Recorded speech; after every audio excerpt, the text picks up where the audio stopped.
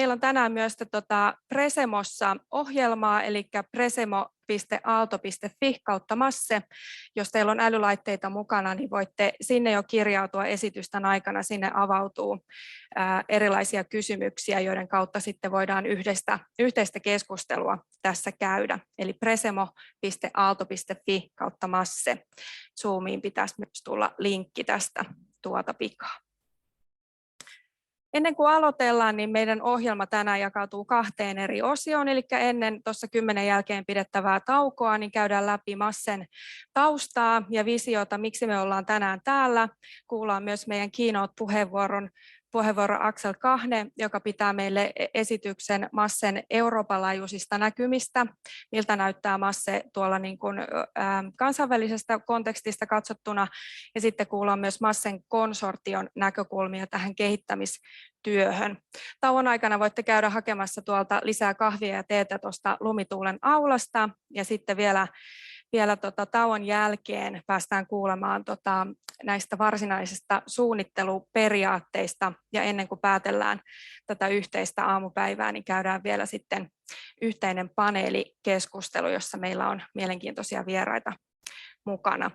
12 aikaan sitten voidaan siirtyä tuonne vielä yhteiselle lounaalle tuonne Dipolin kakkoskerrokseen.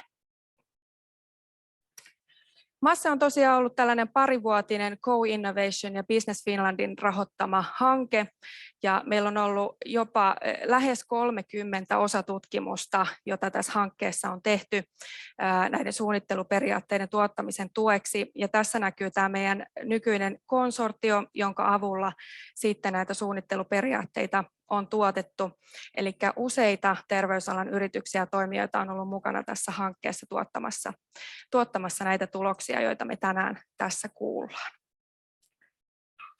Mutta pidemmittä puheitta nyt sitten alustuksen jälkeen niin mennään ensimmäiseen puheenvuoroihin. Meille tulee ensin puhumaan MASSEn taustasta ja visiosta meidän hankkeen tieteellinen johtaja professori Paul Lillrank, ja Paulin jälkeen sitten kuullaan vielä Liikehäiriösairauksien liiton edustajan ajatuksia siitä, että miltä MASSEn ajatukset näyttää kokemustoimijan näkökulmasta. Ja muistutan tässä vielä, että nyt meillä sitten näiden ensimmäisten esitysten aikana avautuu sitten sinne Presemoon yhteisiä kysymyksiä, tutustutaan vähän toisiimme ja pohditaan, että mitä hyötyä tästä hoidonohjaamosta voisi olla, ja käsitellään näitä yhdessä sitten seuraavien esitysten jälkeen, vasta tuolla meidän keynotein jälkeen, mutta nyt voitte jo avata Presemon, eli presemo.aalto.fi/MASSE, mutta nyt mä päästän Paulin irti. Joo, hyvät ystävät, tervetuloa tähän tilaisuuteen kanssamme ihmettelemään, että miten henkilökohtaista hyvinvointia voi saada aikaan massatuotannon tehokkuudella.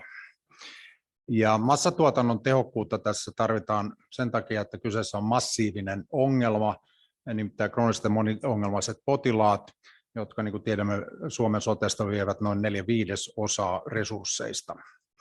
Koska edustamme tuotantotaloudellista tutkimusta, niin meitä tässä asiassa kiinnostaa prosessit, eli siis hoitosuunnitelmat ja sitten toteutuvat hoitopolut. Ja koska meitä kiinnostaa ongelmien ratkaisu, niin meitä kiinnostaa myöskin ongelmien ymmärtäminen ennen sitä.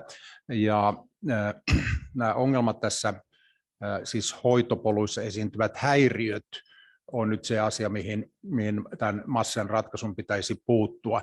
Ja on syytä muistaa, että nämä häiriöillä emme suinkaan tarkoita nyt tämmöisiä niin sanottuja lääketieteellisiä ongelmia, niin kuin huono diagnoosi tai epäonnistunut leikkaus, vaan nimenomaan johtamiseen liittyviä ongelmia potilaspolkujen toteuttamissa, niin kuin esimerkiksi fragmentaatio tai potilaspolun aiheeton katkeaminen.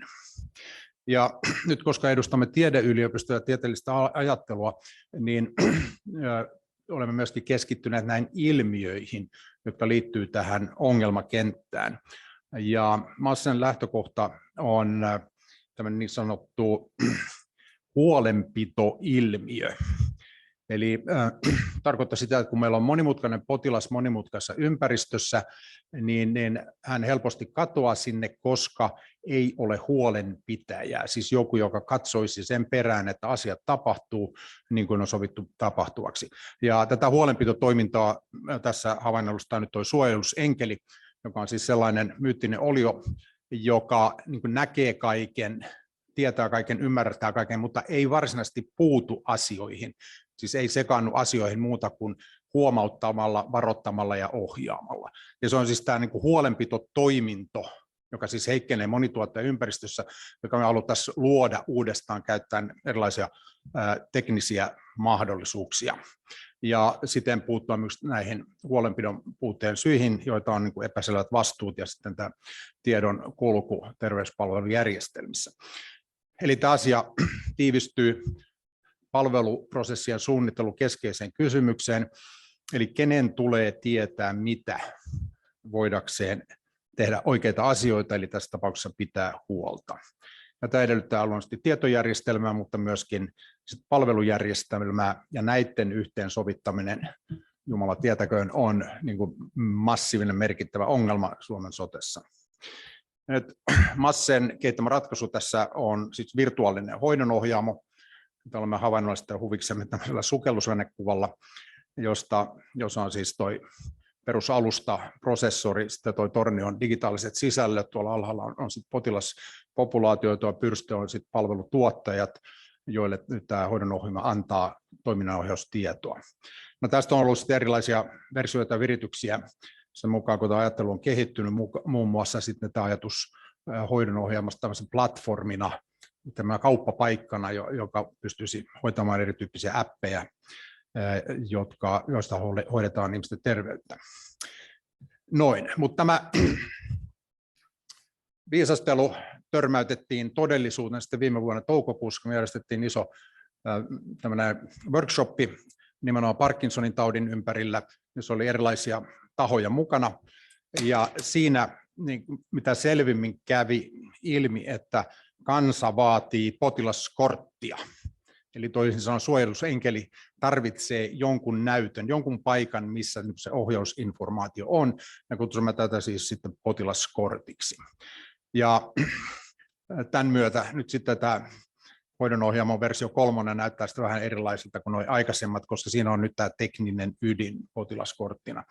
No tästä on sitten tehty erilaisia veivauksia ja virityksiä, ja ehkä jatkossa suuri tutkimusongelma on just se, että millä perusteella nämä erityiset kortit sitten rakennetaan, että kenen tarvitsee täsmällisesti ottaen tietää mitä. Palataan tähän vielä tämän päivän aikana vähän tarkemmin. Ja sitten MASSEn sen jälkeinen suuri ongelma olisi ollut, että miten tästä tehdään totta, eli miten tämä sijoitetaan tai sujautetaan suomalaiseen sote-järjestelmään ja suomalaiseen sote-IT:hen. Mutta tästä keskustelemme tänään näiden suunnitteluperiaatteiden yhteydessä tarkemmin, mutta nyt tähän kohtaan kuuntelemme sitten vähän eri sidosryhmien näkemystä tästä MASSE-ajatuksesta.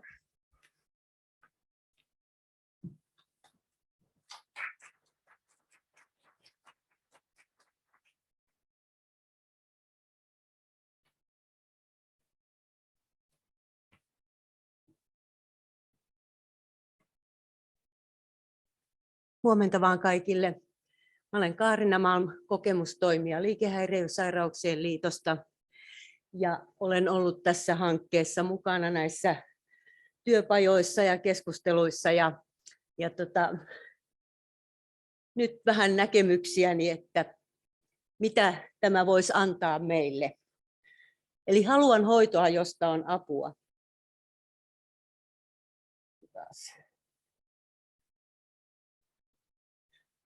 Ja mun mielestä tässä hankkeessa tästä on niin kuin hoidon tueksi tämmöisiä asioita kuin, että tiedot on aina saatavilla. Perussairauden hoito olisi aina näkyvissä, meneepä sitten päivystykseen, meneepä jonnekin muualle saamaan hoitoa, niin se perussairaus on ja näkyy siellä. Ja lääkitys siihen ja mahdolliset syyt ja seuraukset, että miksi lääkkeitä ei saa vaihtaa. Eli se peruslääkityksen merkitys on hyvin tärkeä, että niitä ei sitten muuteta ihan miten sattuu. Ja sitten on erikoisosaamista vaativaa tietoa, se olisi näkyvillä. Täällä meidän ryhmässä DPS, syväaivostimulaatio ja nämä erilaiset lääkepumput. Välttämättä joka paikassa ei ole niistä ihan täsmällistä ja tarkkaa tietoa. Ja sitten siellä olisi ne yhteystiedot konsultointiin. En ole törmännyt koskaan tämmöiseen lääkeainepumppuun, mitäs nyt tehdään. Ja sitten vielä sopimattomat lääkkeet. Ne on sellainen asia kanssa, että joskus saattaa niitäkin tulla, kun ei tiedetä sitä perussairautta. Ja sitten se kokonaisuuden hallinta, että se hoito olisi oikeaa hoitoa, tehokasta hoitoa, ohjattaisiin aina oikeaan paikkaan. Milloin tarvitaan kuntoutusta, milloin tarvitaan sitten esimerkiksi kolmannen sektorin tietoja, taitoja ja se lääkkeiden ja hoitojen yhteensopivuus, mitä kun tulee tauti 2 taudin 1 rinnalle, sopiiko lääkkeet yhteen, miten hoito sovitetaan yhteen, se näkyisi siellä sitten kerralla. Ja se tieto olisi kaikkien tahojen saatavilla. Siellä myös näkyisi, että mitä on tehty ja miksi. Jos onkin vaikka vähän poikettu siitä, sanotaanko vaikka sen käypähoitosuosituksen linjasta jostakin syystä, niin se olisi siellä perustellusti näkyvissä. Kenenkään ei tarvitsisi ihmetellä, että miksi tässä nyt on toimittu vähän toisin kuin yleensä tehdään. Ja sitten olisi vielä se käyntien koordinointi. Siellä näkyisi, että mihin tutkimuksiin on jo määrätty, mitä tutkimuksia on jo tehty. Ei tulisi päällekkäisyyttä. Ja ne tulisi myös oikea-aikaisesti, ettei tutkita jotain ensin, kun olisi kannattanut tutkia jotain muuta ennen sitä.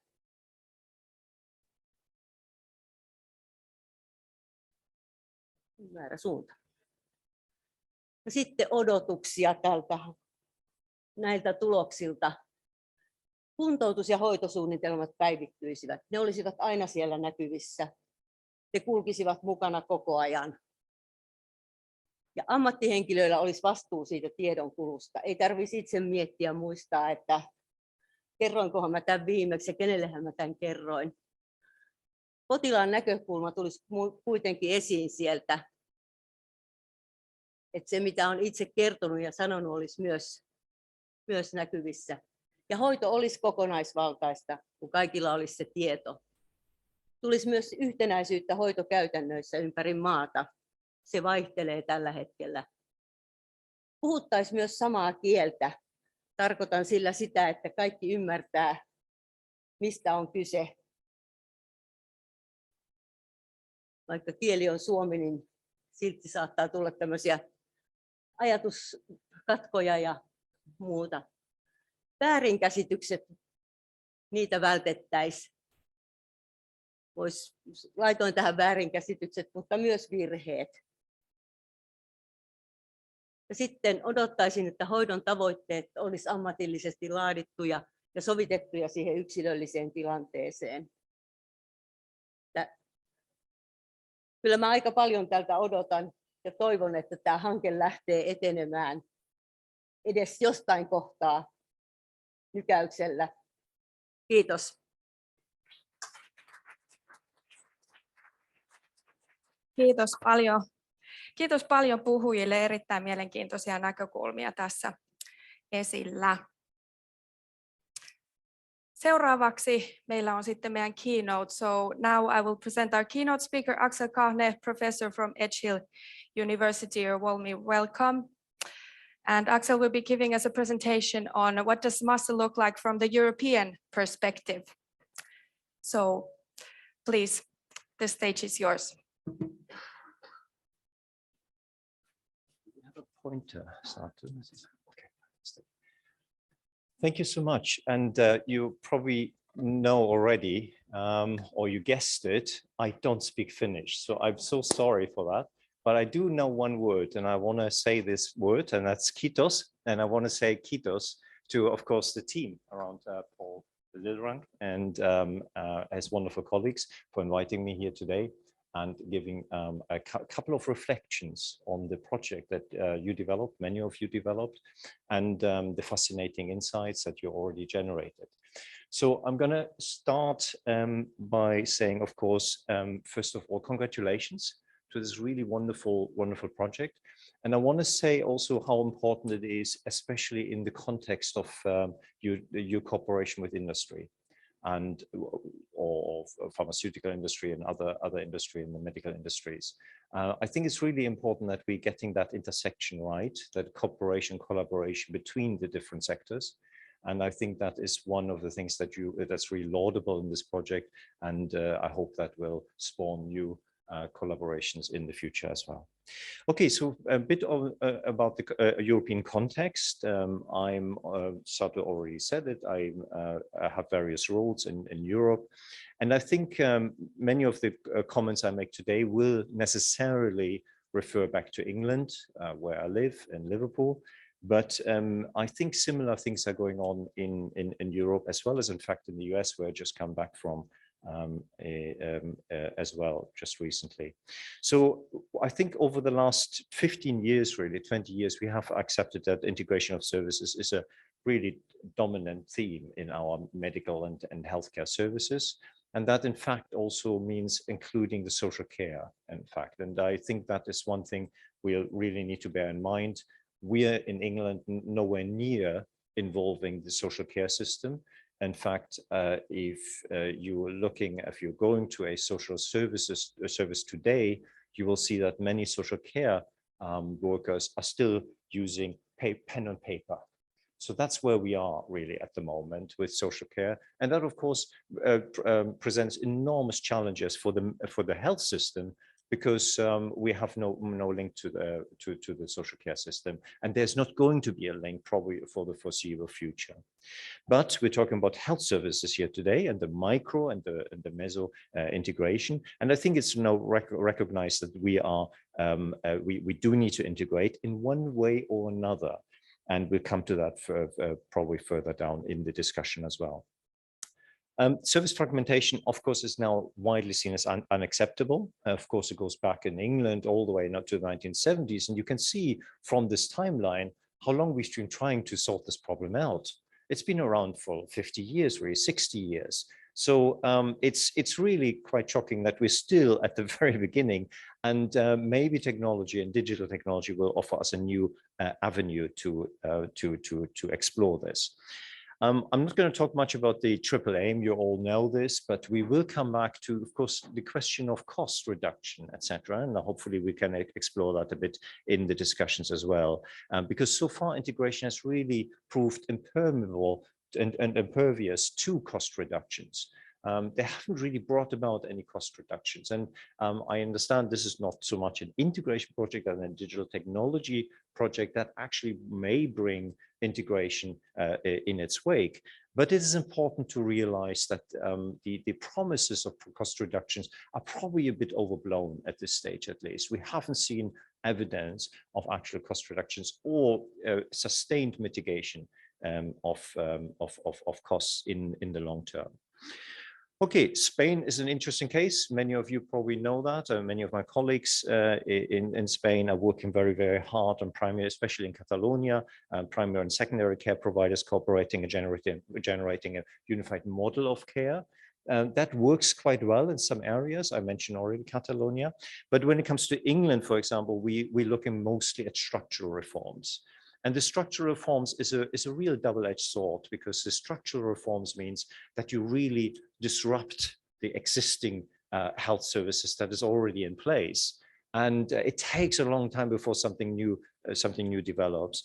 And at the moment, we're at that point, similar a bit to some areas in Spain, where we're trying to give primary care the budgets, the funding, as it were, to buy services, as it were. And you can see the difficulty here. Well, they do need to know on a population health basis, population health basis, how many services they need to buy. But then we haven't really got the system linked up. So they don't really know how well it's actually being received and how well it actually works. So we are still at that position in England, and we're nowhere near a patient card anywhere where you are going to pitch your tent, as it were. Germany is an interesting case. I'm not saying that I know much about Germany, but there is an interesting case because it's an insurance-based system, and as you know, many of you know, England is not. I had some interesting discussions this morning with some colleagues here in the room already. So there are some insurance insurance-based populations here, healthcare provision here in Finland, as I understand it. And that is really interesting because insurers can, of course, really play an important role in making this happen. Now, let's just recognize the ambition of MASSE, this incredible aspiration. And I'm really fascinated to hear that. So it's reducing risk to patients through more robust care provision.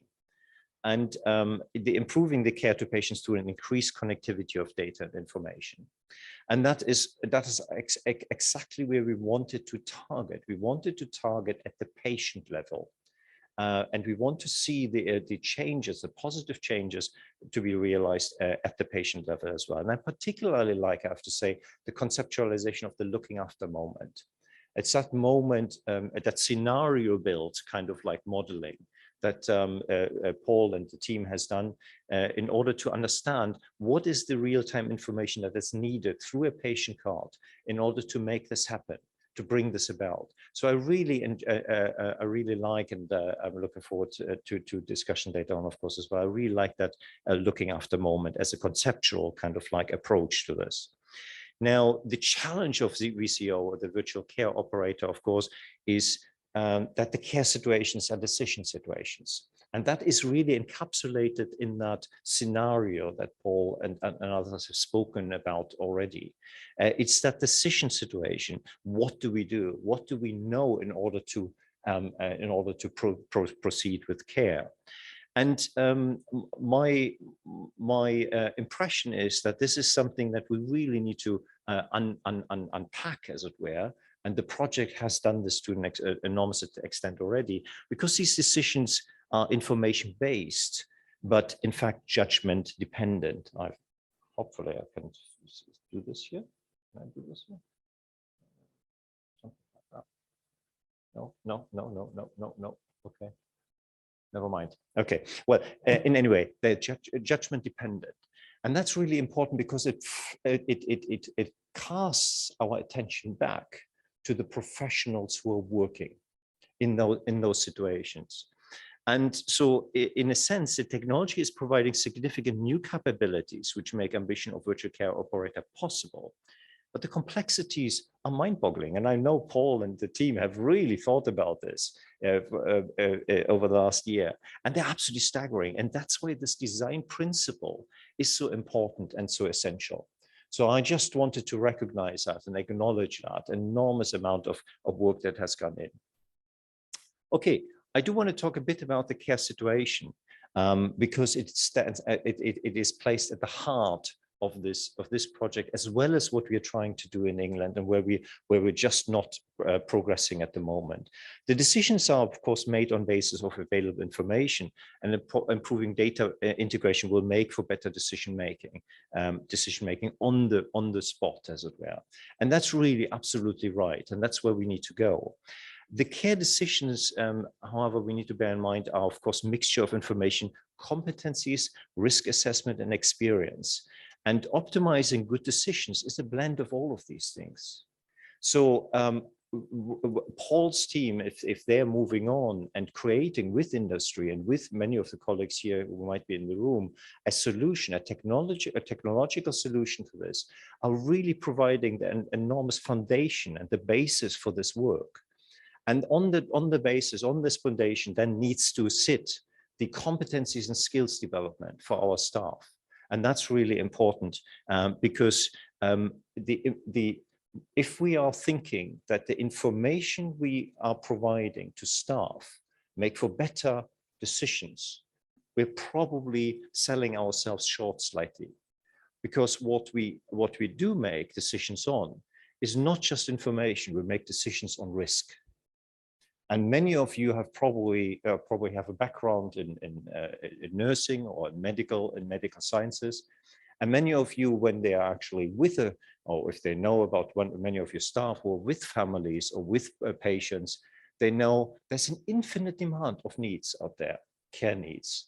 So what you really do as a nurse or as a community nurse or as a doctor, what you really do is you're saying, how urgent is this case for me to refer? If it's not urgent, I will have to actually prioritize somebody else. And this is a key insight to this. So what Paul's team are doing is really providing the information that feeds into our risk assessment, because it's the risk thresholds at which we have to refer that will make a decision, that will actually determine that decision and define that decision.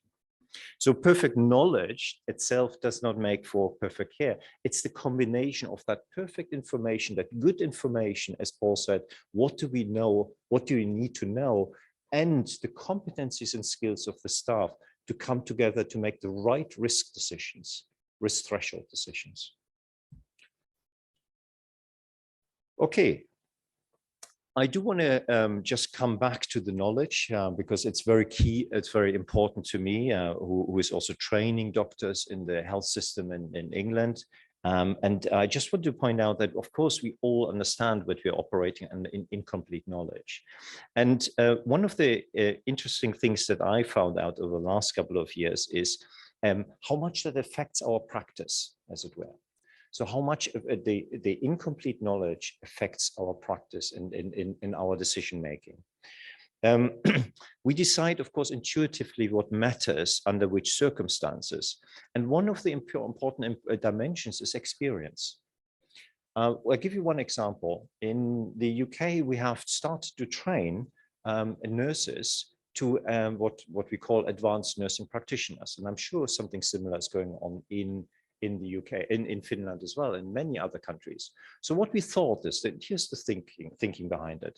What we thought is, why don't we actually increase the skills and competencies of our nurses so they can take up some of the tasks from our doctors and junior doctors? Nurses, bear with me, this doesn't sound very nice. Nurses are cheaper. Junior doctors and doctors are more expensive. So if we train them up and they can take some of the tasks over, then the doctors can focus on the things that matter to them and they have the competencies for, and the nurses can actually do some of the tasks of the junior doctors and the doctors, right? Overall, that should lead to a mitigation of the costs. And if it is still safe, because nurses would have increased competencies, it would also give them more career options, as it were, okay? So that sounds all great. What we did notice in the studies, and I'm sure many of you are aware of that, is that nurses that were trained up to advanced nursing practitioners and made some of the decisions the doctors were previously making, is nurses were unsure about the decisions initially. So actually what they did is they, in fact, sent more patients to diagnostics because they weren't quite sure about the risk involved in these decisions. So in order to be safe, they actually overdiagnosed, as it were. So that led to an increase in costs. So what we found is that now we ended up with nurses in a long period of 3 to 5 years in the initial period, with nurses who overdiagnosed, i.e. increased the costs of diagnostics, and junior doctors who are sort of like, you know, actually they were quite taken aback by the fact that some of these tasks were being done by nurses now. Overall, there was no cost reduction. That's the first point. But the second point is also, we now also ended up with advanced nursing practitioners who are just as expensive as junior doctors.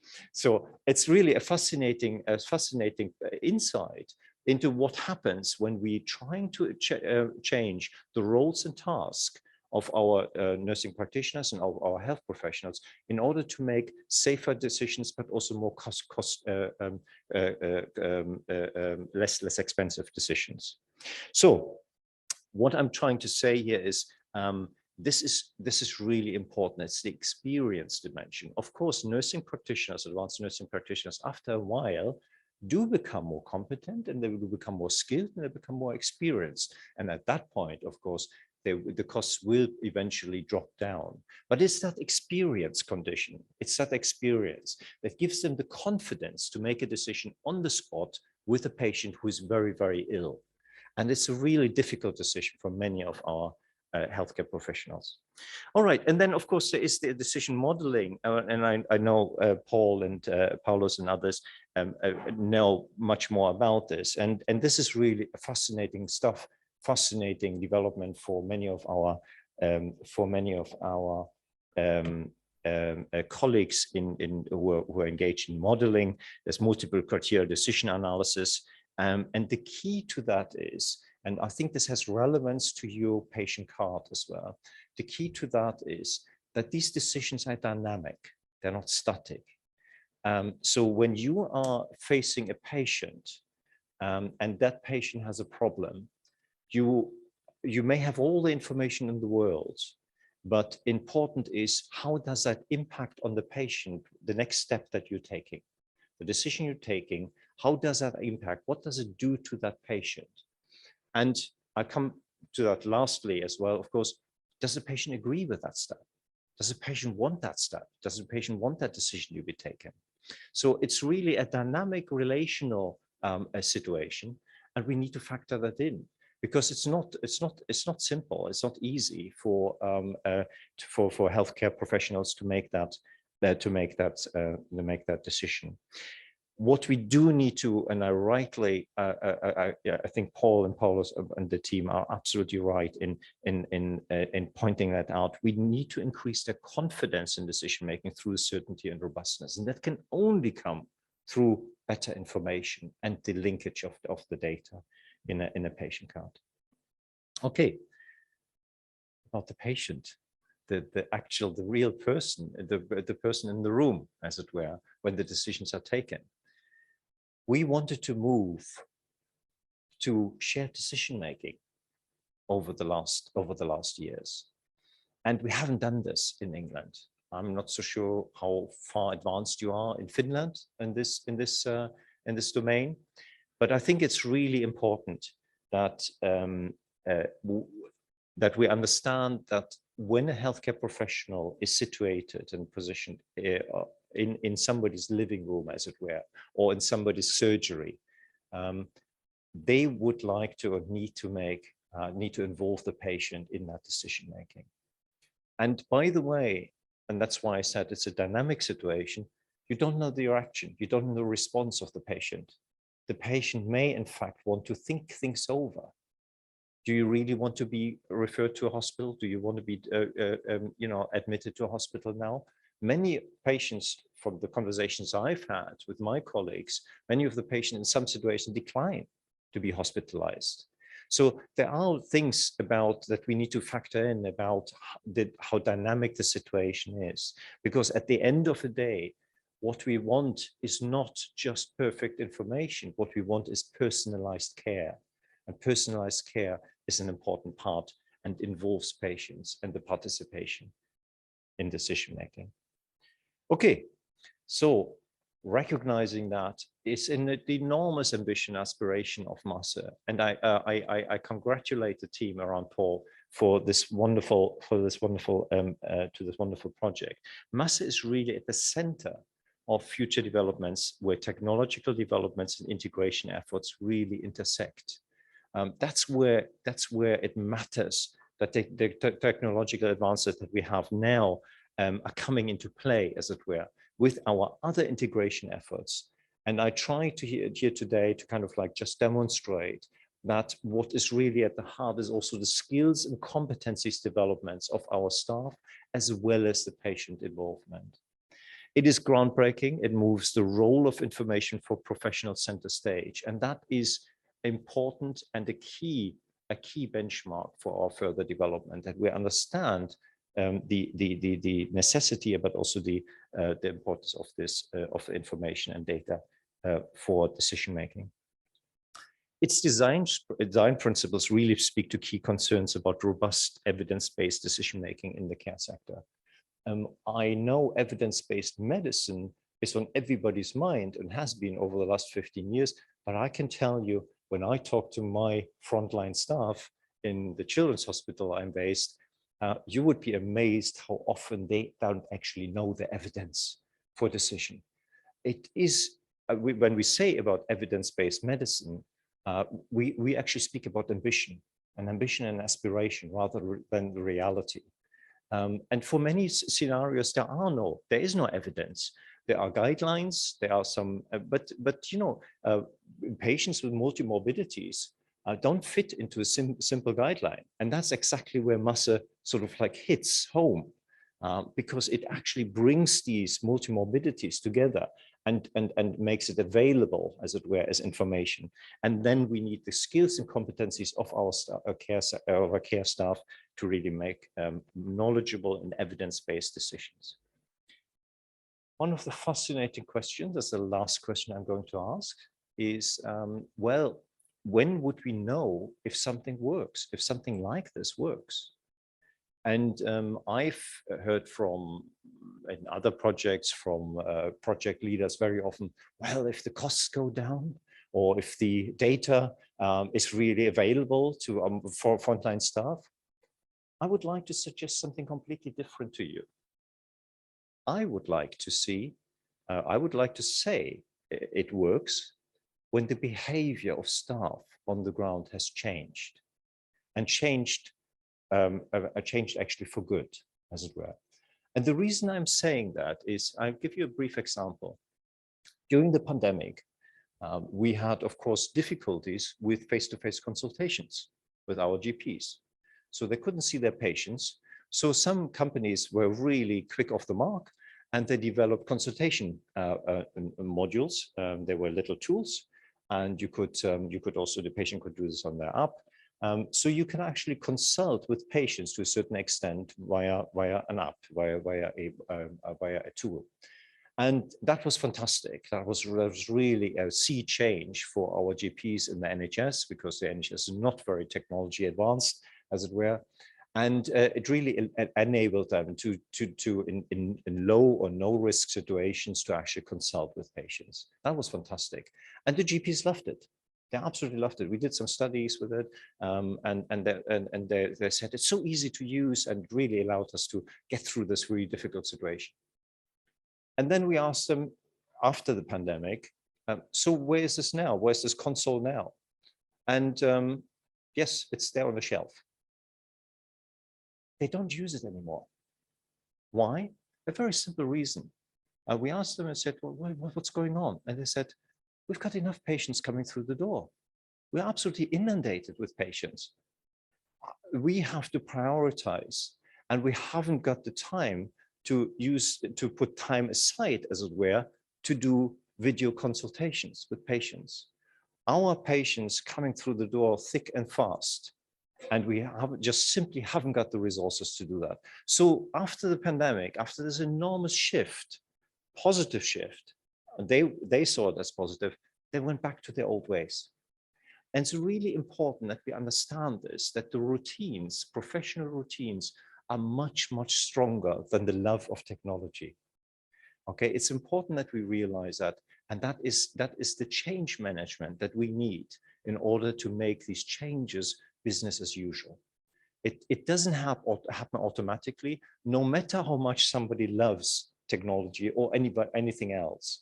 It really takes a sustained effort from all of us to make sure that we are moving ahead, and we're making this an integral part of their practice. Okay, I start there. You would want me to use this as a cheap plug for the book I published last year with colleagues. This is a neat little handbook, and it's actually quite small. It fits into your pocket. With more than 20 international colleagues, we did that. And I'm just highlighting this because we did this for managers. So we didn't do this. It's not an academic book. It's not a book for academics. It's a book for actually managers who need to design and implement and plan services. And hopefully that helps. Check it out. It's really interesting. And then, of course, I also published a book just this year, and I'm just flagging this up because in chapter 4, I have some reflection. I had some reflection on organizational design as well. They're quite different from Paula's reflections, but it might be useful to check them out. So rounding this up, thank you very much for the invitation, of course, and really a huge congratulations, enormous congratulations to the team around Paul for this fantastic work. And I really wish them all the best in the future. And I'm looking forward to the next chapter in this. Let's see where the industry is coming in and taking this on and driving this forward. So thank you very much for your attention, and thanks very much for listening, and good luck for today. Thank you, Axel. Very interesting. If you could, for a couple of minutes, to stay here, because we would like to go through some questions. There's no questions from the audience in Presemo, but we can take some here if people are willing. But firstly, thank you so much for these insights. They really highlight the complexity of the issue and in the European context. So we have one question in Presemo, which says, how could the VCO work in other types of health and social care systems? And one answer from our audience, which consists mainly of healthcare professionals, according to Presemo at least, is that it's really difficult to estimate this without further knowledge on the incentives and the boundary conditions. So how do you see this implementation of the VCO in other European countries? Is it possible? What kind of obstacles or knowledge you need to have from your perspective, what you know about MASSE and integrated care in the European context? Yeah, that's a really fascinating question. Thank you so much. There are two sides to that, really, and I don't know how the Finnish system is structured, of course. But when I look around the European context, or European area, integration efforts, with some exceptions, again, Catalonia and Spain and Portugal, integration efforts, structural integration efforts, and reform efforts have really been top-down. So so in fact, when you're asking me, oh, well, what should be the incentives? We got to be realistic. Actually, all the things that happened in the NHS were in fact introduced without much consultation to all the staff, which of course isn't really nice. It isn't really how we should do things. But the reason is because things don't really grow organically from the top, from the bottom up, as it were.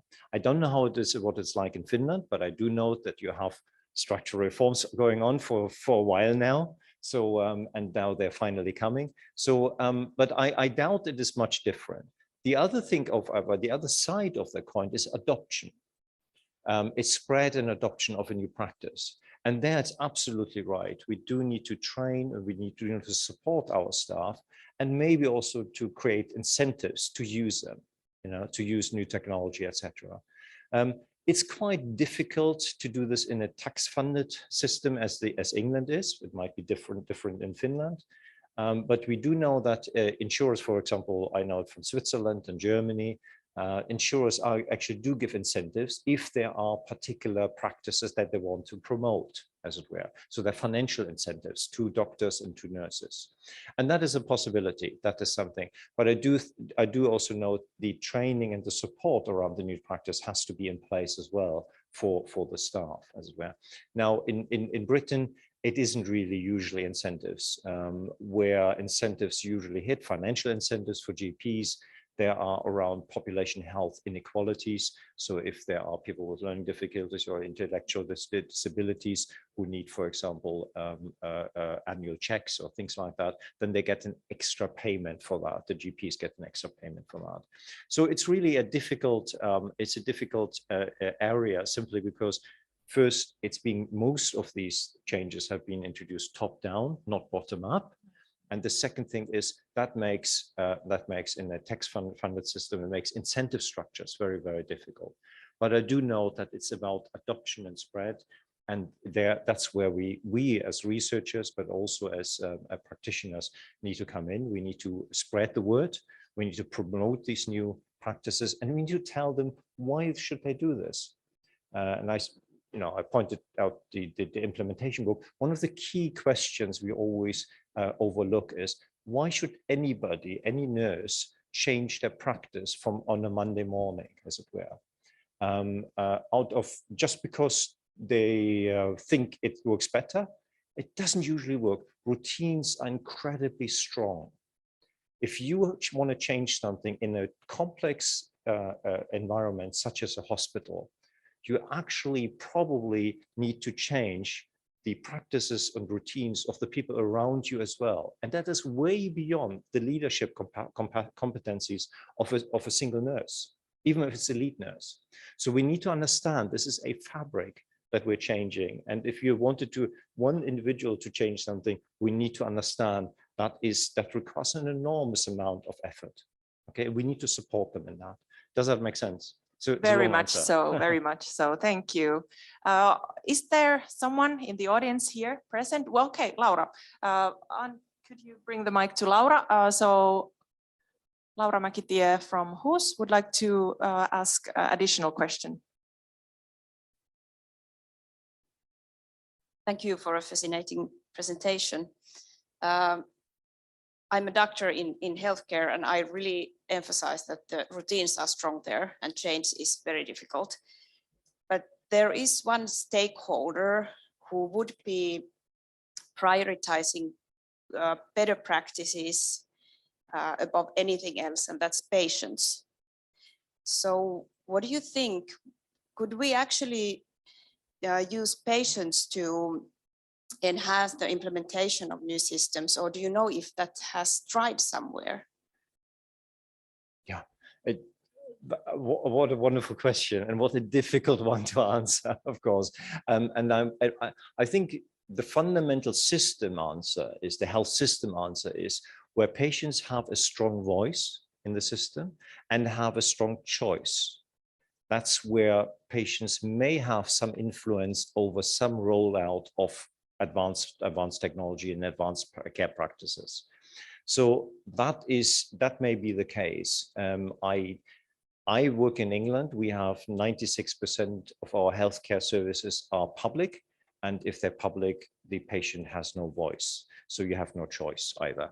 So it's very, very difficult in England in the NHS. We have, of course, attempts to consult with patients, etc. And you would want me to be very enthusiastic about them, but in fact, they're actually tokenistic. Most of them are tokenistic. So it's quite poor. But you're absolutely right. The patients can drive the change here. Let me just take one example. I'll come back to the consultation, GP consultation console, the video console that I mentioned earlier on.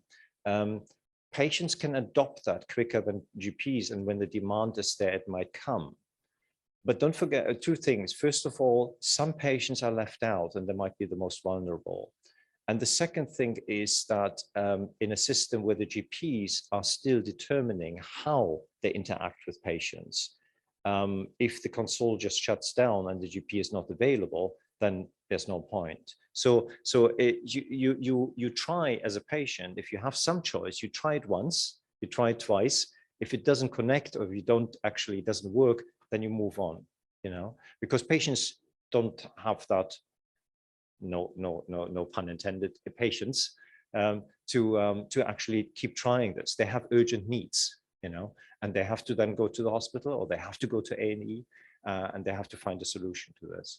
But you're absolutely right. I wish there was a stronger voice and there was a stronger choice for patients, because that would actually strengthen their hand in driving things forward. Yeah, so it's a real mixed bag actually as well. And I wonder what it's like in Finland. I do know that some people are organized through insurance systems as well. So in fact, some patients are privately insured, etc. So there might be some pressure through the insurers more than actually there is in England. Does that make sense, Laura? Yes, it does. And I think we have quite the similar situation here as you described in UK. But actually we could try, as a developer, I could, instead of going to my colleagues, I could go to the patient groups, to patient associations, and tell them that keep pressing on this, keep asking your doctor about this. So we would kind of have, as you mentioned, pressure from patients. And as a doctor, if my patients would ask that, why aren't you using e-consultation, or why aren't you using this virtual care operator, then that would really make me think that, oh, am I somehow lacking behind in? Absolutely, yeah. Let's get that patient power through. Absolutely. Thank you so much. That is a good ending, because actually in Presamo we can see that according to your answers, which group would benefit from the VCO the most? patients is the most answered option. So it's a good way to end this. And next we have, yeah, I think Satu can take the lead from here. Thank you, Henni, and thank you, Axel, also for your very inspiring presentation, and thank you also for the comments. Nyt jos suomeksi sitten jatketaan tästä vielä hetken aikaa ennen lounasta, niin päästään MASSEn konsortion näkökulmien kimppuun, ja ensimmäisenä meillä tulee Risto Soila Vital Signumilta kertomaan heidän näkemyksiään tästä in-kind-osallisuudesta, ja sitten Riston jälkeen tosiaan vielä sitten ei Elli tänään, mutta Essi Karjoho tulee sijaistamaan sitten Elliä lääkehoidon tukiratkaisujen kehittämisen näkökulmasta Lääketietokeskukselta. Ja Presemo-linkki voidaan laittaa uuden kerran vielä Zoomiin, ja sitten tästä näkyy, kiitos Perttu vielä uudelleen, tuo Presemo, eli presemo.aalto.fi/MASSE, niin sinne pystytte kirjautumaan älylaitteillanne, ja sinne avautuu nyt sitten näiden Riston aloittaessa seuraavia kysymyksiä, joihin me mielellään otamme teidän vastauksia. Mutta nyt mä päästän Risto sinut vauhtiin. Kiitos Satu. Huomenta kaikille. Tosiaan nimi on Risto Soila ja Vital Signumin laatu- ja tuotantojohtaja tällä hetkellä. Missä kohti tähän mikrofoniin pitää puhua, että se parhaiten kuuluu? Onko se vähän alhaalla? Noin. Puhun tänään niin kuin Vital Signumin pienen startupin näkökulmasta, että mitä iloa on niin osallistua tämmöisiin hankkeisiin tämmöisessä in-kind-tyyppisessä järjestelyssä. Ihan ensimmäiseksi, vaihdanko mä tämän kalvoja jostain täältä tuosta, miten vaihtuu kalvo? Ei, eteenpäin. Ei tullut tätä harjoiteltua.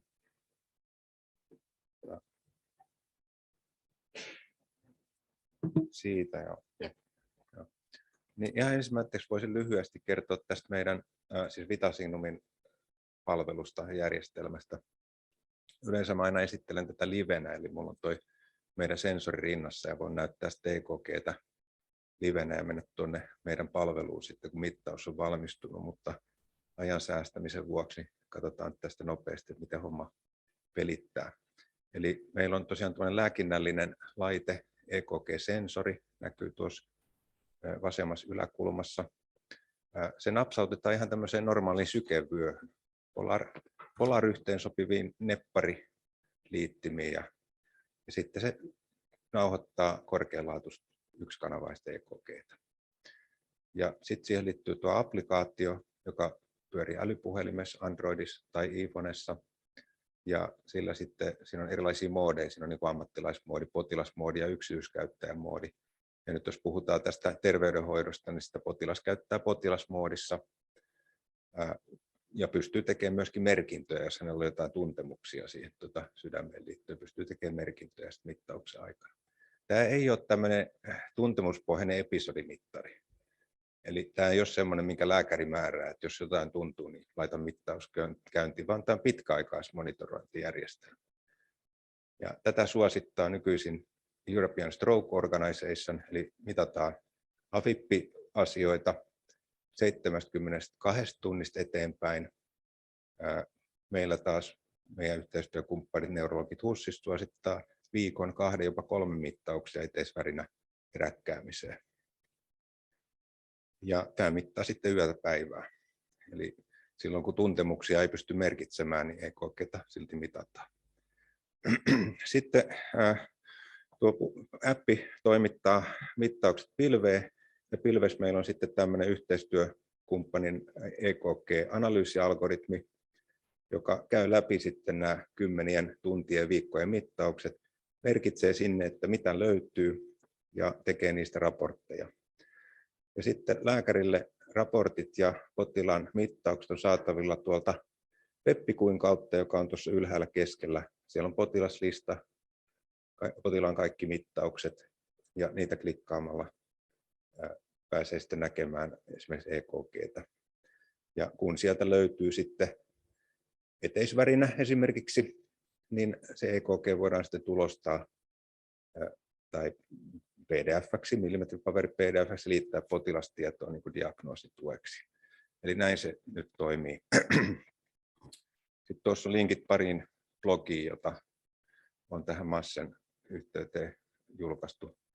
Etämonitorien huolenpitoa, minun blogi ja sitten Henna Pirskasen työstä tehty toinen blogi. Palvelu löytyy bit2phone.net osoitteesta ja meidän web-sivulta vitasinnum.com.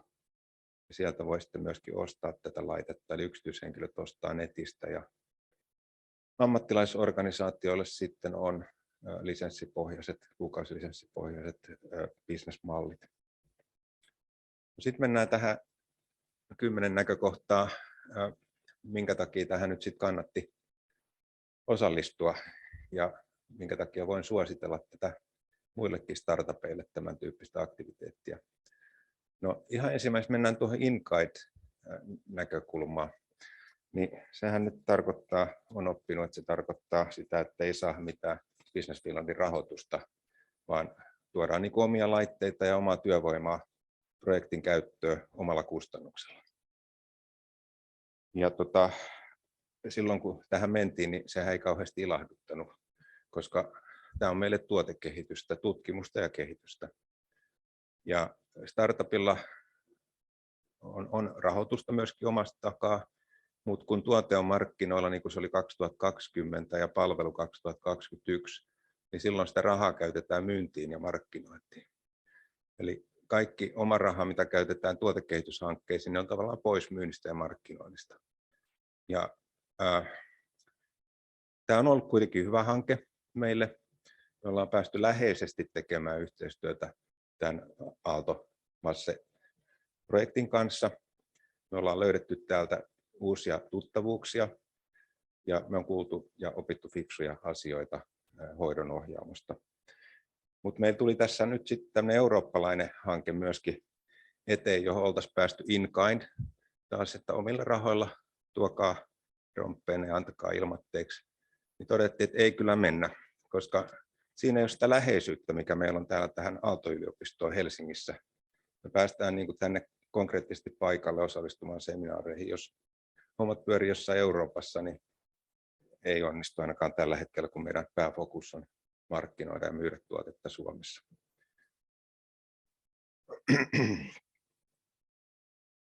Joo, no tämä ratkaisu, mikä meillä on tietysti vain pieni pätkä siinä hoitopolulla. Tosin esimerkiksi tämän infarktipotilaan hoitopolulla se pätkä voi olla useita viikkoja. Että ajallisesti pitkä pätkä hoitopolulla, mutta ei tietenkään kata kaikkea tarvittavaa infarktipotilaan hoitopolulla. Eli tavoitteena meillä tässä MASSE-ohjelmassa oli, että voidaan tehdä tämä ratkaisumme hyödylliseksi terveydenhoidolle käyttää, eli integroitua siihen terveydenhoitoon. Ja meillä oli onneksi yhteishankkeita ollut jo tuon HUSin neurologiaosaston kanssa, ja me tavallaan tuotiin niin kuin MASSE ja sitten mahdollisuus päästä sinne HUSin neurologiselle osastolle tekemään tutkimusta siitä, että miten tämmöinen menetelmä integroituu sinne terveydenhoitoon, miten siitä saadaan niin kuin helpommin käytettävä ja mitä hyötyjä siitä saadaan sitten siellä terveydenhoidossa. Ja tähän sitten suunniteltiin 2 diplomityötä, joista toisen oli tarkoitus niin kuin selvittää sitä käytettävyyttä ammattilaisen kannalta. Eli mitä siellä sitten tapahtuu, miten se homma menee, kun lääkäri määrää tämän pitkäaikaismonitoroinnin ja hoitaja sitten taputtelee sen sinne potilaalle. Me oltiin aikaisemmin jo katsottu, että mitä se potilaan kannalta on käyttää. Eli potilaan kannalta tämä meidän järjestelmä on huomattavasti mukavampi käyttää kuin nämä tarraelektrodeihin perustuvat holteroinnit. Potilas saa, tämä on halpa laite, potilas voi saada tämän niin kuin siitä yhdestä point of service paikasta. Eli laite lähtee heti mukaan, kun lääkäri on sen sulle määrännyt, eikä sillä tavalla, että sä lähdet hakemaan sitä jostain kliinisen fysiologian palvelupisteestä. Eli potilaan aikaa säästyy siinä. Ja tosiaan mukavuus, helppokäyttöisyys potilaan kannalta on ilmeistä. Nyt haluttiin tutkia sitä, että onko se mukavaa ja helppokäyttöistä ja kustannustehokasta myöskin ammattilaisorganisaation kannalta. Eli se käytettävyys oli yksi. Sitten toinen on just se, että no mitä sitten, paljonko tämä maksaa, mitä hyötyy siitä on niin kuin rahallisesti. Ja siinä nyt sitten tutkittiin, tai Henna Pirskanen tutki sitä aivoinfarktin aiheuttamaa kustannusta ja sitä, että miten tämmöisellä pitkäaikaisseulonnalla, monitoroinnilla pystyttäisiin vähentämään niitä aivoinfarktien määriä, eli löytämään sitä eteisvärinää. Ja tulokset oli hyvin positiivisia tämän meidän järjestelmän kannalta. No, me tietenkin haluttiin kehittää sitten tätä tuotetta, palvelutuotetta eteenpäin ja halutaan edelleenkin kehittää sitä eteenpäin. Tämän hankkeen aikana löydettiin yhteistyökumppani HealthFox, jolla saatiin sitten yksi kehitysaskel demottua. Eli jotta tämä integroituisi sinne sairaalan järjestelmiin Helsingin yliopistollisessa sairaalassa, niin tarvittaisiin jonkinlainen potilastunnisteen ja ammattilaistunnisteen luku tähän applikaatioon ja tuloksiin. Ja ajateltiin, että no Apotistahan semmoisen varmaan saisi semmoisen koodin. Ja kyllähän sieltä saakin sen koodin, mutta se pitää kirjoittaa, naputella käsin tuohon applikaatioon. Ajateltiin, että helpompaa olisi ottaa siitä QR-koodista kuva ja saada siitä sitten sekä ammattilaisen ID että potilas-ID siihen mittaukseen. No Apotistahan semmoista QR-koodia ei saa. Vaikka muuten me päästiin tutustumaan kyllä hyvin siihen Apottiin, että miten esimerkiksi tämmöinen määräys siellä tehdään, pitkäaikaismonitorointi tai holterointimääräys tehdään. Ja semmoista välilehteä niin kuin pitkäaikaismonitorointia sinne ei saa ennen kuin neurologinen osasto sen tilaa Apotilta, ja ei oltu ihan siinä pisteessä vielä. No HealthFoxilla ei ollut sellaisia rajoituksia, vaan me saatiin se QR-koodi heidän toteuttamanaan sitten luettua meidän applikaatiolle. Ja se on niin kuin suuri parannusaskel tähän käytettävyyteen sen mittauksen aloittamisen osalta. Joo, ja sitten terveyden edistäminen on tietysti yksi motivaatio meille olla mukana tässä hankkeessa.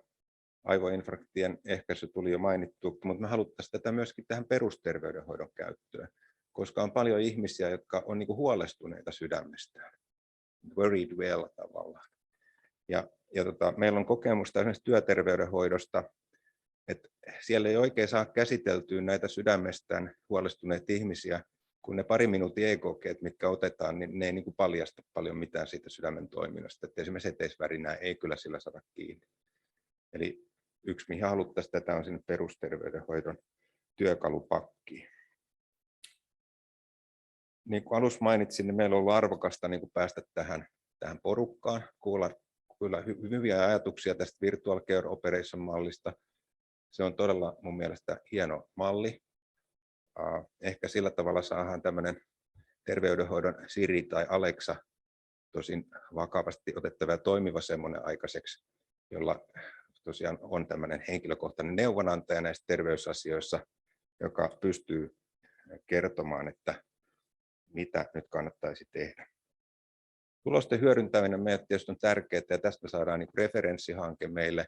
Ollaan oltu mukana tässä Massessa, ja toivotaan, että tämä myöskin tekee meitä tunnetuksi. Eli myynti ja markkinointi on meille tärkeää. Niin kuin alussakin mainitsin, niin sitä omaa rahaa olisi ehkä mieluummin pitänyt laittaa siihen, ja tukirahaa saada tähän tuotekehitykseen.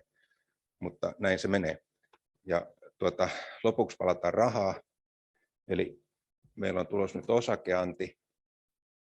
Suunnataan lähinnä niin kuin ammattilaisille, mutta se on avoin kaikille, minimisijoitus 3 tonnia.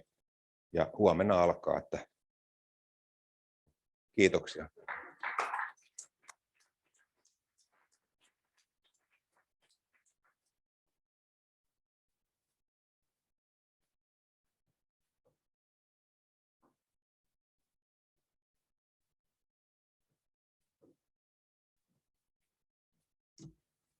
Jes, ja hyvää huomenta munkin puolesta. Ja meillä sama juttu, että kerrotaan vähän meidän kokemuksia yrityksenä tässä MASSE-hankkeessa, ja tosiaan Elli meillä tehnyt esityksen, mutta näen sairaana, niin minä paikkaan. Ja lääketietokeskuksesta muutama sana, niin kuten nimikin kertoo, niin me ollaan lääketiedon, osaamisen kehittämisen ja sitten ennen kaikkea tiedolla johtamisen talo. Ja meillä on tuollainen slogan, että parantaminen alkaa tiedosta, niin uskotaan, että se sopii hyvin myös tähän MASSE-hankkeeseen, eli tieto siellä kaiken perustana. Ja MASSE on kansainvälinen hanke, me kanssa toimitaan kansainvälisesti. Toimitetaan muun muassa Norjaa rakenteista tietokantaa ja hallinnoidaan lääkkeiden yksilöintitunnuksia kaikissa Pohjoismaissa. Mutta sitten tähän niin kuin MASSEen, niin mikä siellä on ollut meidän fokuksena, niin erityisesti pitkäaikaissairauksien hoito. Ei tapahdu tällä hetkellä optimaalisesti aina, vaan tarvittaisiin parempaa ohjausta ja seurantaa, mikä sitten on ajatuksena virtuaalisessa hoidonohjaamossa. Ja jos se ohjaus olisi ehkä erilaista kuin tällä hetkellä, niin sitten me saataisiin parempaa tehoa siitä hoidosta, parannettua lääkitysturvallisuutta ja sitten myös kustannussäästöjä, ajansäästöjä niin kuin eri osapuolille. Ja me ollaan fokusoitu 3 eri sairausryhmään, eli tyypin 2 diabetekseen, nivelreumaan ja Parkinsonin tautiin, joita sitten yhteensä sairastaa niin kuin satoja tuhansia ihmisiä Suomessa. Ja näihin on niin kuin, näissä sairauksissa on yhteisiä piirteitä, mutta sitten myös niin kuin erilaisia piirteitä ja pitäisi osata huomioida ne molemmat. Ja tällä hetkellä noissa on potilaskyselyyn mukaan seurannan ja lääkehoidon tuen tarvetta, mikä sitten tällä hetkellä ei välttämättä kaikkiin vastata. No sitten vähän mitä toi Aksel kanssa kertoo niin kuin tiedosta ja sen käytettävyydestä, niin on ehkä sellainen vähän kaksijakoinen tilanne, että toisaalta ei ole tarpeeksi tietoa, mutta sitten toisaalta on vähän niin kuin infoähky. Ja sellainen niin kuin peruslääketiedon lähde on sellainen viranomaisen hyväksymä valmisteen yhteenveto, se saattaa olla 70 A4-sivua pitkä mahdollisesti, niin sitten voi olla kiireessä aika vaikea löytää sieltä yksi tietty tiedonmurunen, mitä sä yrität etsiä. Eli käytännössä se niin kuin tieto, jotta se sitten vaikuttaa siellä arjessa, niin se pitäisi saada muokattua hyviksi työkaluiksi, jotta sitä tietoa sit oikeasti pystyy hyödyntämään niissä päätöksentekotilanteissa. Ja niin sellainen tiedon rakenteistaminen on siellä sit taustalla, ja sitten sen rakenteistetun tiedon pohjalta sit pystytään rakentamaan niitä erilaisia palveluita tiettyihin tilanteisiin. Ja mitä se sitten niin kun mahdollistaa, niin sen paremman hoidon toteutumisen ja sitten ennen kaikkea sen, että sit se hoito pystytään niin kun personoimaan sen tietyn potilaan tilanteeseen. Että ei anneta vain geneerisiä ohjeita, että näin yleensä pitäisi toimia, vaan että miten kannattaa sit juuri siinä tietyssä tilanteessa toimia, kun onkin sit jotain vähän mahdollisesti poikkeuksellista.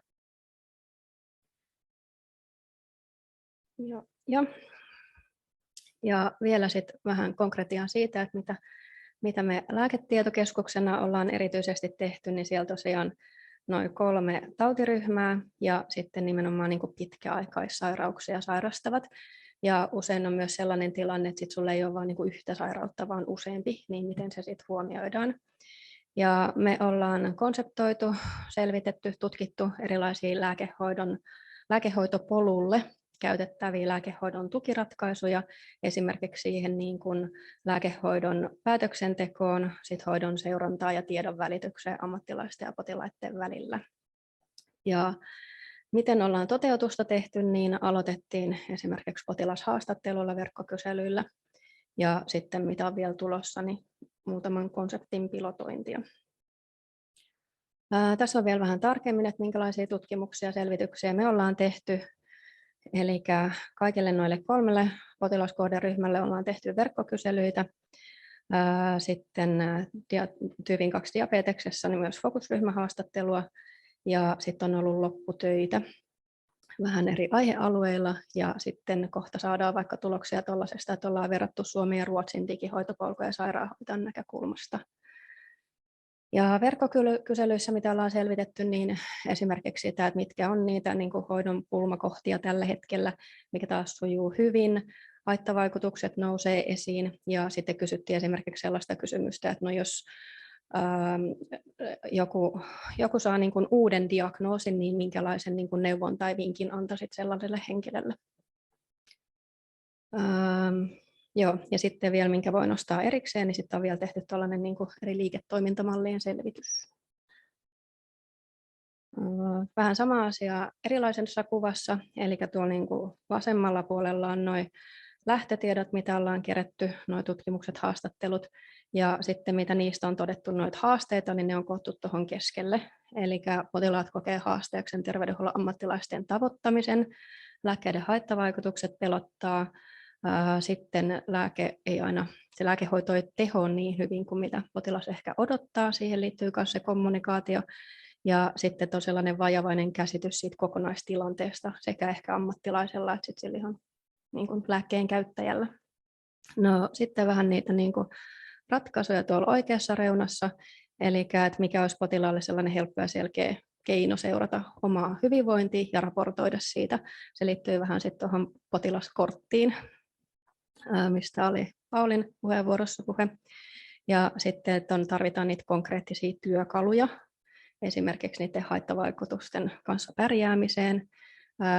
Huolena monella oli erityisesti Parkinsonissa, että miten ne omaiset saadaan niin kuin hoitoon mukaan paremmin kuin tällä hetkellä. Ja sitten, että miten konkretisoidaan ja havainnollistetaan niitä hoidon hyötyjä ja mahdollisia haittoja, mikä on siis sitä riskinäkökulmaa, mistä sitten taas Aksel puhui. Ja digihoidot tulevat lisääntymään, niin sitten millaista tietoa niistä sitten kanssa tarvittaisiin, etenkin terveydenhuollon ammattilaisille, että mitä kaikkea niin kuin on olemassa ja miten niistä valita paras, miten vertailla erilaisia digihoitoja. Muutamia tällaisia havainnekuvia, mitä sitten vielä niin kuin testataan tuolla terveydenhuollon ammattilaisilla, eli meidän oma MASSE-hanke jatkuu vielä ensi vuoden kesäkuun loppuun asti, eli meillä on vielä puolisen vuotta aikaa. Niin on esimerkiksi yhteis- ja haittavaikutuskuormaa, että jos on jo perussairaus ja muutama lääke ja siihen lisätään uusi lääke, niin jos kaikki lääkkeet esimerkiksi aiheuttaa huimausta, niin miten se otetaan huomioon, huomioiden sitten myös sen, niin kuin itse sen sairauden aiheuttamat asiat. Lääkityksen hyödyt ja tavoitteet, ne haittavaikutukset pelottaa tällä hetkellä lääkkeiden käyttäjä, niin miten voidaan konkretisoida ja havainnollistaa sitä, että mitkä ne hyödyt on oikeasti suhteessa niiden haittoihin, että mikä on vaikka haittojen todennäköisyys versus hyötyjen todennäköisyyteen, ja sitten että saadaan esille myös se, että jos ei hoideta, niin mitä se aiheuttaa, että todennäköisesti se tilanne ei pysy samana, vaan se muuttuu joka tapauksessa, tehdään jotain tai ei. Ja tämä liittyy vähän siihen potilaskorttiin, että sitten on myös erilaisia kokeiluja tehty siitä, että minkälaista niin kun näkymää sitten siitä hoidon toteutumisesta seurannasta olisi hyvä olla sekä ammattilaisille että kansalaisille. Mitä opittiin ja mitä seuraavaksi? Niin tosiaan vähän mitä jo alkuun sanoin, että eri sairauksissa on samanlaisia tarpeita, mutta sitten voi olla myös ihan niin kuin itse siihen sairauteen tilanteeseen liittyviä niin kuin erityisiä asioita, mitkä pitää huomioida. Niissä kyselyissä tuli selkeästi esille, että hoitopolkujen käytännössä on aika paljon vaihtelua eri puolilla Suomea, että sellaisen yhdenvertaisen hoidon toteutumisessa on vielä tekemistä.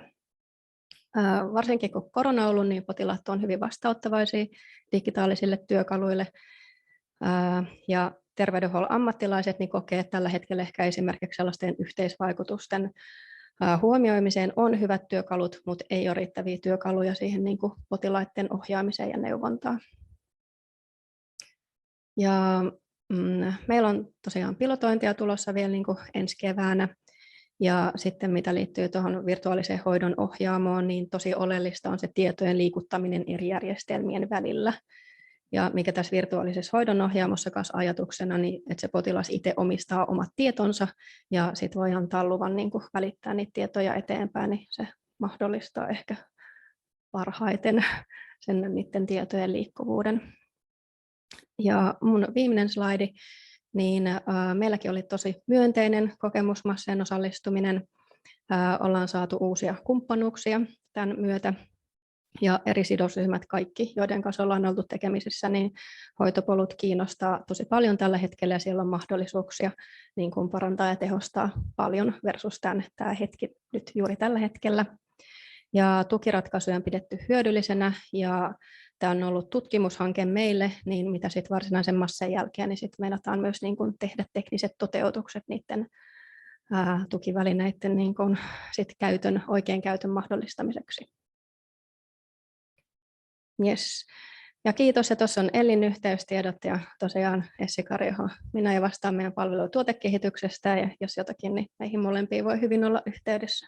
Kiitoksia paljon. Voidaan ottaa se seuraava slaidi. Kiitos. Joo, vielä ennen kuin mennään tauolle, otetaan muutama poiminta täältä Presemosta. Te olette olleet tosi aktiivisia ja mä kannustankin kaikkia katsomaan, minkälaisia kommentteja sieltä Presemosta löytyy, koska nämä on todella oivaltavia ja kiinnostavia. Eli meillä on tavallaan, mennään ensin tähän terveysteknologiayritysten esteisiin skaalautumissa kansainvälisille markkinoille. Niin ainakin 2 sellaista asiaa, jotka nousi täältä, on nämä standardien, teknologien ja muiden reunaehtojen heterogeenisuus ja siihen liittyvä tiukentuva regulaatio. Mutta sitten toinen teema, joka nousi tässä ylös, on se, että miten niin kuin se näyttöjen systemaattinen ja tehokas kerääminen mahdollistuu, koska siinä on ongelmia tällä hetkellä. Eli se kysymys, mikä kysytään, että miten tämä toimii teidän kotimaassa, onko tästä laajempaa tietopohjaa ja näyttöä. Mutta siellä on myös tosi monia muitakin hyviä kommentteja, että käykää katsomassa. Ja sitten, miten voitaisiin tukea yritysten yhteistyötä hoidon integraatiossa, niin näihin näyttöjen keräämiseen liittyen, niin täällä on monenlaisia ehdotuksia, esimerkiksi parantamalla tällaisia testbed-tyyppisiä toimintoja, luomalla juuri yhteentoimivuusalustan, jossa olisi sitten yhtenäistä standardointia ja sitten niin kuin julkisen ja yksityisten välisen tämän niin kuin tutkimustoiminnan tehostamista siellä. Tässä ehkä nämä pääpointit, ja meillä on monia niin kuin näiden ratkaisujen tuottajiakin täällä mukana osallistumassa. Hieno juttu. Mutta hei, lähdetään sitten pienelle kahvi-teetauolle. Eli kiitoksia kaikille tästä ensimmäisestä osuudesta. Ohjelma jatkuu vartin päästä 10.30. Tuolla aulassa on nyt tarjolla kahvia ja teetä, ja kiitoksia kaikille aktiivisesta osallistumisesta. Okei, kiitoksia. Kiitoksia kaikille ja tervetuloa takaisin seminaarin pariin. Aloitellaan seuraavia osioita ohjelmassa. Eli muistakaa vielä toi presemo.aalto.fi/MASSE. Sieltä löytyy nyt sitten seuraaviin osioihin liittyviä kysymyksiä, joihin toivomme, että vastaatte. Siellä on hienoa keskustelua käynnissä. Seuraavana meillä tosiaan päästetään irti meidän hankkeen tieteellinen johto liittyen näihin hankkeen loppuraporttiin ja suunnitteluperiaatteisiin. Ihan lyhykäisyydessään tässä kerron teille tästä meidän hankkeen loppuraportista ennen kuin Paul ja Paulus tulee tähän estraadille.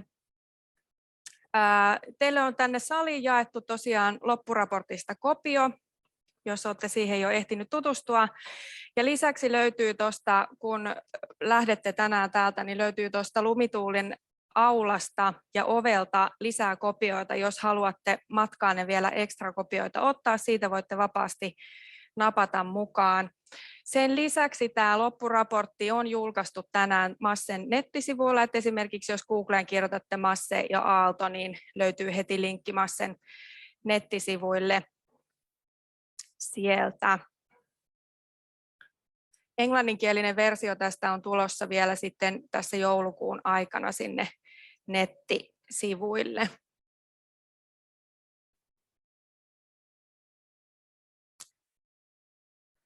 Tämän loppuraportin rakenne on sellainen, että meillä on kuvattuna tässä raportissa 2-tasoisia suunnitteluperiaatteita. Eli ensin tämmöisiä periaaterakenteita tai periaatteita, että mitä hoidonohjaamo on ja mitä hoidonohjaamo ei ole. Ja sitten näiden ajatusten varaan rakentuu sitten nämä hienojakoisemmat suunnitteluperiaatteet siitä, että mitä potilaskorttiin tarvitaan, mitä palvelukorttiin tarvitaan ja millä tavalla nämä liiketoiminnalliset periaatteet sitten tulisi alustaa ja rakentaa. Ja kuten tuossa alussa jo mainitsin, niin meillä on ollut tässä lukuisia osatutkimuksia ja tämän raportin liitteenä, joka näkyy tämmöisellä vähän harmahtavan violetilla värillä siellä loppuraportissa, niin löytyy tiivistelmät näistä vajaasta 30 osatutkimuksesta, jotka kaikki omalla tavallaan on sitten alustanut näitä suunnitteluperiaatteita ja tuottaneet nyt sitten näitä tuloksia ja tuotoksia, joista tässä tänään kuulemme.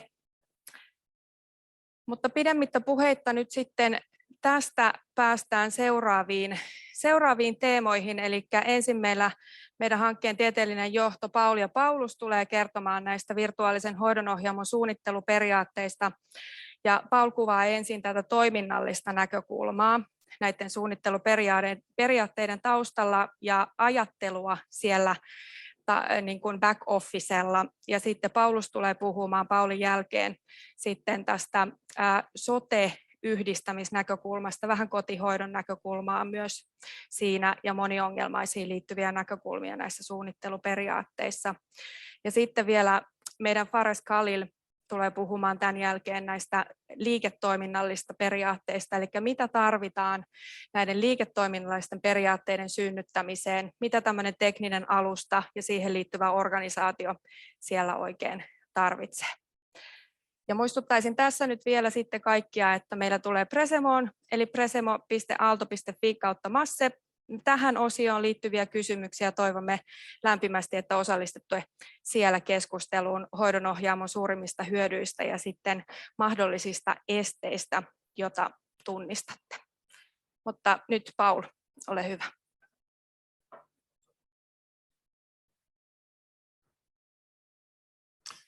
Noin. Yritin pusertaa hoidonohjaamon keskeiset suunnitteluperiaatteet niin kuin yhteen kalvoon ja kirjoittaa siihen otsikon, jossa on kaikki taikasanat rivissä, ja se on nyt tuossa noin. Eli tässä on nämä moniongelmaisuusongelma, huolenpito, massatuotanto ja sitten myöskin tämä ajatus siitä, että tämän pitäisi olla kaupallisesti kannattava. Eli siis tämän härpäleen pitäisi tuottaa arvoa, joka on laskettavissa tai arvioitavissa siinä määrin, että se voisi rahoittaa itse itsensä, eli ei muuttua sellaiseksi projektiksi, joka niin kuin alkaa leimahtaa ja päättyy sitten, kun rahat on loppu. Mutta Fares puhuu siis lisää tästä liiketoimintamalliajattelusta, ja korostan, että se saattaa olla terveyspalvelutuottajille hieman outo niin kuin vinkkeli tähän asiaan, mutta me korostamme tätä liiketoimintamallia nimenomaan just sen takia, että tämän pitäisi olla taloudellisesti kestävä ratkaisu, joka rahoittaa itse itsensä. No joo, mutta tässä yleismallissa niin olemme ottaneet inputtia erilaisista tahoilta, ja tietysti tämä on alkanut terveystaloustieteestä ja suomalaisesta rekisteriaineistosta, josta käy ilmi aika synkästi, että noin 4/5 Suomen soten kustannuksista menee moniongelmaisten ja kroonisten pitkäaikaissairauksien hoitamiseen. Ja sitten niin kuin kaikki tiedämme, vaikka siitä ehkä täsmällistä dataa olekaan, että nämä potilaat eivät tule hyvin hoidetuksi nykyisessä systeemissä. Eli siis ongelma on iso ja massiivinen. Tämä on vähän vaikea laittaa euromerkkiä perään, mutta niin kuin tuossa raportissa yritin nyt sitten klubiaskin kanteen raapustella konservatiivisen estimaatin siitä, että mitä paljon rahaa tässä olisi kiinni, ja päädyin 1 miljardiin, mutta voitte tietysti esittää omat estimaattinne sitten.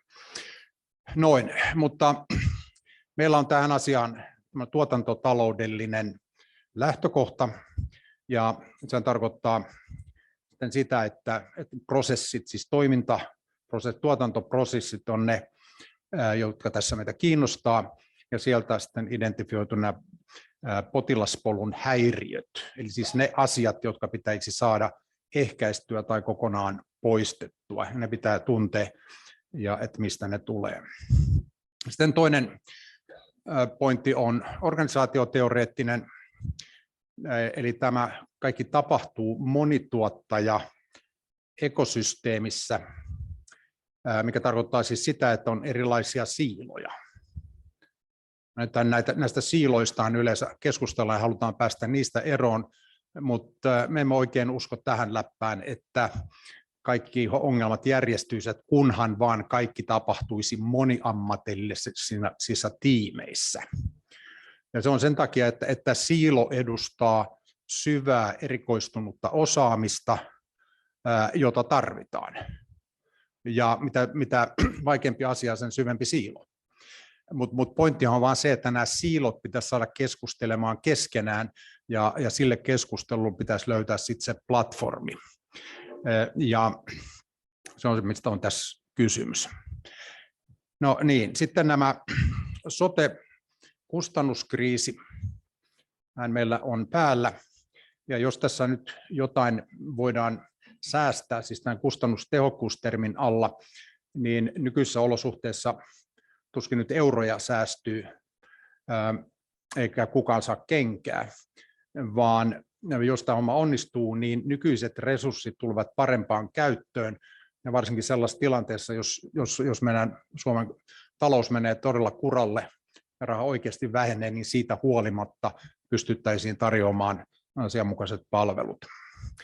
Mutta nyt taas tämä infrastruktuuri Suomessa tarjoaa suuria mahdollisuuksia, eli meillä on näitä sote-IT-lähdejärjestelmiä ja myöskin yhteentoimivuusalustoja, jotka nyt tarjoaa siis sen teknisen platformin, millä näitä ratkaisuja voidaan ruveta miettimään.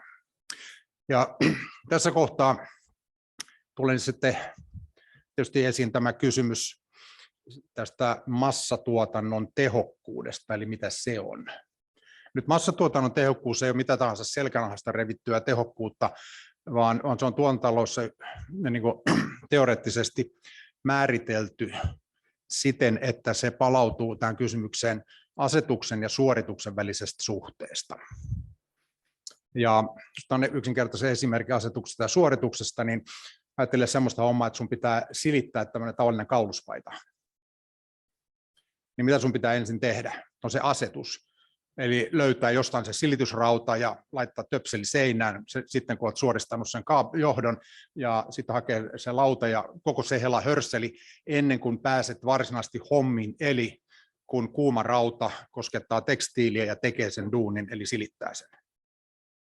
Ja nyt sitten tämä suoritusasetus, että miten paljon aikaa ja vaivaa menee tähän asetukseen, eli näihin valmisteluihin suhteessa siihen, että miten paljon aikaa ja vaivaa käytetään tähän varsinaisen työntekoon. Siis tämä on se suhde, jonka kanssa pelataan. Miettikää, että jotka tunnette kirurgian, että miten tämä käyttäytyy leikkaussalissa. Nyt sitten massatuotannon tehokkuus saavutetaan sillä tavalla, että tähän asetukseen käytettävä aika, vaiva, tieto, niin sitä supistetaan. Mutta massatuotannon tehokkuus ei puutu tähän varsinaiseen niin kuin suorittamiseen, vaan se on niin kuin tekninen kysymys, jonka me suosiolla jätämme kliiniselle medisiinalle. Vaan kysymys on vaan se, että mitä kaikkea tietoa, pähkäilyä, hakemista, päänraapimista pitää tapahtua ennen kuin joku hoitotyöntekijä niin kuin tietää, että mitä hänen nyt seuraavaksi pitää tehdä, että mikä päätös pitää tehdä, mikä terapia pitää toteuttaa, mikä asia pitää tehdä. Ja just sen takia tämä potilaskortti ja hoidonohjaamo tuotantollisessa mielessä puuttuu nimenomaan tähän tiedollisen asetuksen tekemisen problematiikkaan, ja jos siinä voidaan edistyä, niin sitten me oltaisiin semmoisessa tilanteessa, että kun potilas menee vastaanotolle, niin nykyään kun aina valitaan, että lääkäri vaan tuijottelee sitä ruutua eikä keskustele potilaan kanssa, niin jos siinä ruudussa olisi kaikki jo valmiina, niin sitä ei tarvitsisi tuijotella, vaan lääkäri voisi keskustella potilaan kanssa ja keskustella sit siitä, että mitä siellä potilaskortissa sit varsinaisesti näkyy. Ja tätä varten nyt sitten, siis tekninen termi tälle on tilannekuva. Ja jos tämmöinen tilannekuva, päivittyvä tilannekuva voidaan saada aikaan, niin siis diagnostiikka voidaan integroida, eli toisin sanoen kaikki olennainen tieto on mukana, kun diagnostiikkaa tehdään. Sitten hoitosuunnitelmat, eli siis aikataulukset voidaan tehdä ja seurata, ja sitten tätä kautta hoidon jatkuvuus. Ja tästä seuraa sitten tämä ajatus huolenpidosta, virtuaalisesta hoidonohjaamosta, ja sitten tästä henkilökohtaisuudesta, eli että potilaskortti rakennettaisiin henkilökohtaisesti tämmöisen tarveharkinnan jälkeen, ja siitä tulisi tässä mielessä niin kuin henkilökohtainen työkalu kullekin potilaalle. Noin. Sitten tässä on vielä tämä tuotantolautta, tämä kysymys arvosta ja liiketoimintamalleista. Tuotantotaloudessahan keskustellaan paljon arvosta, eli mikä on se arvokas, joka me tuotetaan, joka on haluttu markkinoilla siinä määrin, että ihmiset ovat valmiit maksamaan siitä enemmän kuin sen tuottaminen kustantaa. Niin tästä syystä nimenomaan olemme tutkineet kustannusvaikuttavuutta. Yksi tämä kustannusvaikuttavuuden keskeinen mekanismihan on ennaltaehkäisy, eli preve, eli toisin sanoen on halvempi hoitaa asiat oikea-aikaisesti kuin vääräaikaisesti. Ja tästä löytyy nyt semmoinen niin kuin generaattori, arvogeneraattori, jota siis kutsumme kustannusvaikuttavuudeksi, jota tutkimalla voidaan jollain tavalla päästä lähelle sitä, että mitä ihan konkreettista hyötyä tämmöistä hoidonohjaamosta maailmassa voisi olla. Noin. Ja nyt sitten, kun tätä on tähän asti pähkitty, niin seuraava askel tietysti on se, että tämä pitäisi tehdä. Mä uskon, että me olemme nyt norsunluutorinnessamme viisasteltu ihan tarpeeksi, että tämän pitemmälle ei pääse ennen kuin tämä koko juttu taas törmäytetään reaalimaailmaan siten, että tästä tehdään proto, jota sitten ihan oikeassa ympäristössä testataan ja sitten taas viisastutaan. Eli tämä on sitten se MASSE-2, jota rupeamme sitten kelaamaan tästä eteenpäin. Noin. No, koska tämä on aika vaikea asia, tai monimutkainen asia, niin tätä voi lähestyä myöskin negaation kautta, eli siis mitä hoidonohjaamo ei ole eikä tee. Ja nyt siis tämä hoidonohjaamo ei tuota diagnoosia, siis tämä ei ole mikään uusi lääkäriasemaketju. Tämä ei puutu resurssikysymyksiin eikä kannusteihin, vaan keskittyy nimenomaan toiminnan ohjausinformaation aikaansaamiseksi. Tämä virtuaalisuus tässä hoidonohjelmassa tarkoittaa sitä, että tämä voi saada monia erilaisia organisatorisia muotoja, eli tämä voidaan sujauttaa apottiin. Tai tämä voisi olla semmoinen oikein ohjaamo huone, jossa on monitorit seinällä, ihmiset luurit korvalla istuu ohjaamassa potilasprosesseja, mutta todennäköisemmin tämä olisi nyt vain sellainen yksi tietohärpäle, joka sulautuu tavalliseen potilastyöhön, mutta tekee siitä sitten paremman. Sitten myöskään tämä ei ole tarkoitus, että tämä sekaantuisi kaikkiin asioihin, vaan vain ne, jotka tarvitsevat tilanteensa monimutkaisuuden takia tämän tyyppistä hoidonohjaamopalvelua, niin niille se annettaisiin, mutta yksinkertaisiin muutenkin hoituviin asioihin ei ole syytä sekaantua. Eikä tämä myöskään ole, niin kuin sanoisin, terveyskylän jatke siinä mielessä, että tässä konstruoitaisiin digitaalisia hoitopolkuja tämmöisenä niin kuin keskiarvoperusteisiin, vaan että tämä nimenomaan olisi henkilökohtaisesti räätälöity. Ja sitten kuten sanoin, niin emme halua, että tästä tulisi tämmöinen budjetilla rahoitettu projekti, vaan liiketoiminta, joka kannattaa itse itsensä. Noin, tämän mä näytin jo. Tässä on nyt tämä rakennekuva siitä, että miten tämä Suomessa voitaisiin toteuttaa olemassa olevan infrastruktuurin avulla. Hetkinen. Jämähtikö tämä nyt tähän? Se ei siirrä sitä.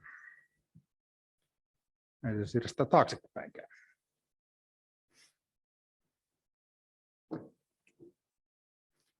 Mulla olisi tässä ollut seuraavaksi tämä sama kuva eri näkövinkkelistä. No niin, lähti. Hyvä, kun on insinöörit asialla. No joo, tästä äskeinen kuva vähän niin kuin eri näkövinkkelistä, eli suunnilleen tuolla tavalla me uskomme, että se näyttäisi. Ja tämä olisi sitten se näkymä, mikä lääkärillä olisi siinä edessään silloin, kun hän asioita rupeaa tekemään. Noin, me olemme tämän Pertun kanssa, eli Perttu on geriatrian erikoislääkäri, niin väsänneet tähän raporttiin nyt tämmöisen tarinan Hilja-tädistä, miten Hilja-tädille tehdään potilaskortti, miten sitä käytetään ja miten sitä säädetään. En rupea tätä nyt lukemaan tässä ääneen sen kummemmin, mutta lukekaa siitä raportissa. Mutta aikaisempiin esityksiin viitaten, niin huomasin, että nyt esimerkiksi nämä Vital Signumin nämä sydänmonitorointi, niin se olisi semmoinen niin kuin ruutu, joka napsautettaisiin tuohon. Ja sitten, koska Hilja-tädillä on runsaasti lääkitystä, niin sitten se lääketietokeskuksen lääkityksen hallinta-appi napsautettaisiin tuohon niin kuin yhdeksi kentäksi. Ja sitten mitä kaikkea muuta siellä sitten tarvitaan, niin ne olisi kaikki tuossa samassa näkymässä. Noin. Paulus jatkaa sitten tästä eteenpäin.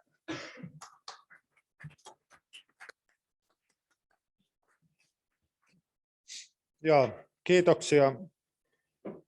Otan muutamia huomioita esiin siitä, että tätähän nyt testattiin sitten hankkeen aikana erilaisissa potilasryhmissä ja lähinnä haastattelujen työpajojen avulla pyrittiin sitten havainnoimaan, että miten käytännössä erilaisissa tilanteissa niin nämä tulisi muodostaa nämä ratkaisut. No ensinnäkin, kun esimerkiksi tässä meidän työpaketissa niin sekä kotihoidon asiakkaiden erilaisissa päätöksentekotilanteissa tai sitten akuuttihoidon erilaisissa tilanteissa käytiin läpi sitä, että mikä on se oleellinen tieto, mitä tarvitaan, jotta ne päätökset olisi mahdollisimman hyviä se asiakkaan tai potilaan kokonaistilanne huomioiden. Eli siinä oli tietynlaiset kuvaukset näistä hiljatädeistä ja muista sedistä ja tädeistä ja pojista ja tytöistä tilanteen mukaan. Mutta se havainto oli oikeastaan se, että jonkin verran se tosiaan riippuu siitä käyttäjätilanteesta ja myös siitä päätöksentekokontekstista, se tarvittava tieto. Tämä on tietysti vähän semmoinen asia, missä on oltava tarkkana.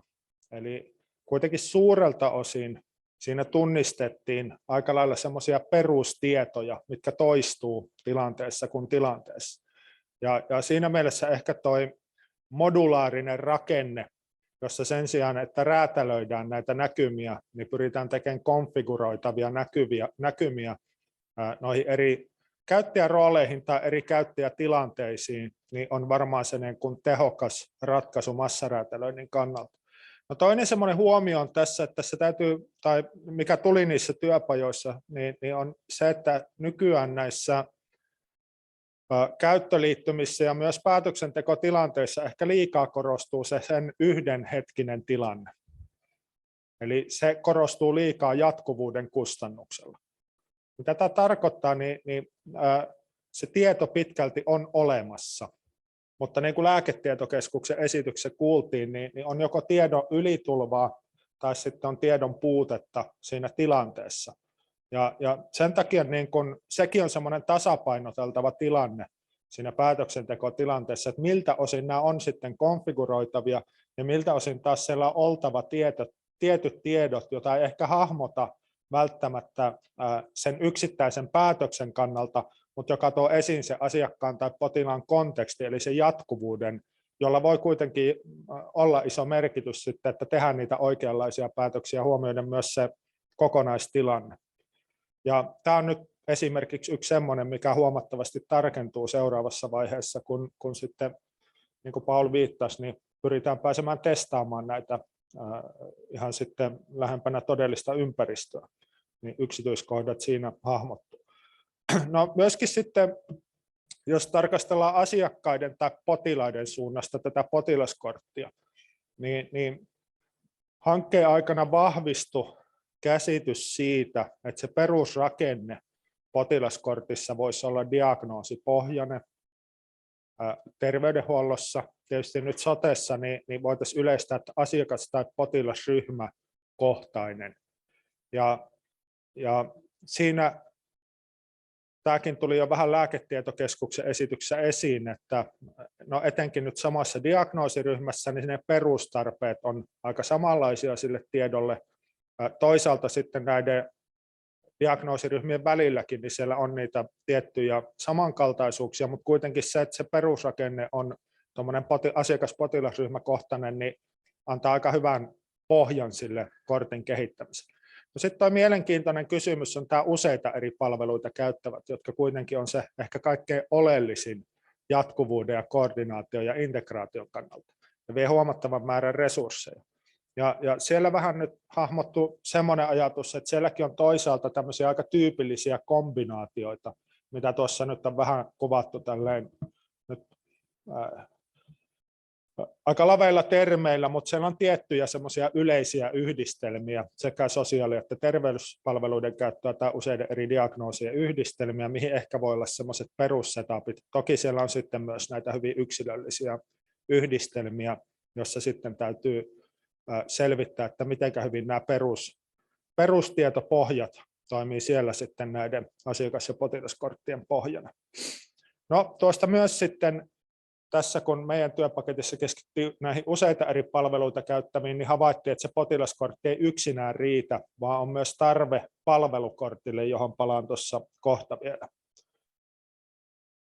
No, tämä oikeastaan tulikin jo tuossa Paulin esityksessä, tämä idea potilaskortista siinä mielessä, että tässä ei tosiaan niin kuin lähtökohtaisesti pyritä syöttämään mitään tietoa tai mikään erillinen tietojärjestelmä siinä mielessä, vaan pyritään koostamaan se oleellinen tieto kuhunkin päätöksentekotilanteeseen erilaisista lähteistä, että siellä sitten löytyy se hoitosuunnitelma, on tämmöisiä hälytteitä, voi olla muistutuksia, tuodaan sinne sensoridataa tai potilaan itse raportoimaa dataa, ja tämän struktuurin suunnitteleminen on se oleellisin, että siinä tosiaan olisi vain ja ainoastaan ne oleelliset tiedot, mutta siinä olisi ne riittävät tiedot hyvien päätösten tekemiseen.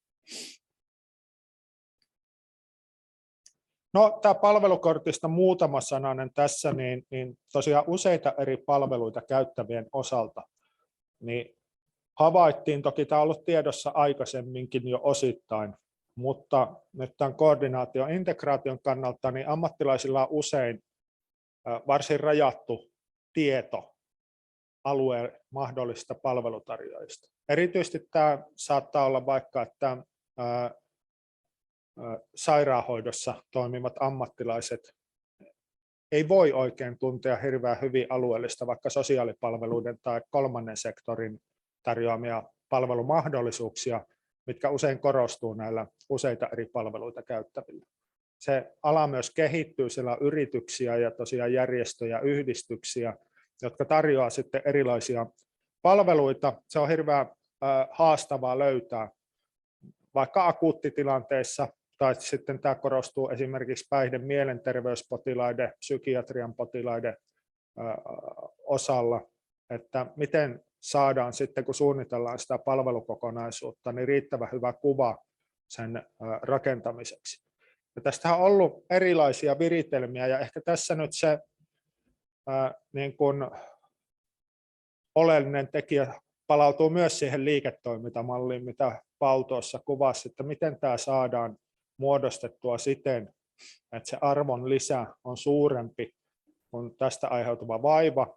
Oleellista on myös ne kannusteet toimijoille sillä tavoin, että tuo informaatio on ajantasaista. Eli ideana on samalla lailla kuin potilaskortissa, että strukturoitaisiin tuo palvelun kuvaus sillä tavoin, että niitä voisi tälleen hotels.com tai booking.com tyyppisesti haeskella ja sitten nähdä siitä aika nopeasti yhdellä silmäyksellä, että mitä täällä tarjotaan, mitä palveluita täällä on, minkälaista palautetta tämä on saanut, minkälaisia ne hoitotulokset on, ja sen perusteella tehdä niitä valintoja sitten näiden jatkohoitojen tai muiden palveluiden ja sen palvelukokonaisuuden rakentamiseksi. Tätäkin testattiin muutamissa tapauksissa ja tosiaan potentiaalia on, ja meillähän on ollut aiemmin näitä jotain kansallisia yrityksiä saada tämmöistä strukturoitua, mutta ehkä niissä sitten just tämä liiketoimintamalliajattelu ja kannusteet toimijoille ei ole ollut riittävän suuressa huomiossa, ja niistä on tullut liian jäykkiä ratkaisuja, ja sen takia ei ole lähtenyt lentoon. No sitten, miten tämä virtuaalinen hoidonohjaamo, se tuli jo kanssa vähän Paulin esityksessä, mutta se ajatus on tosiaan, että tämä on ehkä mieluummin alusta kuin tämmöinen yksittäinen tietojärjestelmä. Ja sen takia oikeastaan tätä liiketoimintamalliakin on lähdetty miettimään siitä näkökulmasta, että minkälainen sitten tämä voisi olla tämä alustarakenne ja mitä siitä sitten seuraa näiden erilaisten liiketoimintamallien kannalta. Ja tästä jatkaa Fares Khalil. Otetaanko me Satu tähän väliin kysymyksiä vai jatketaanko suoraan seuraamaan? Okei, Fares, please.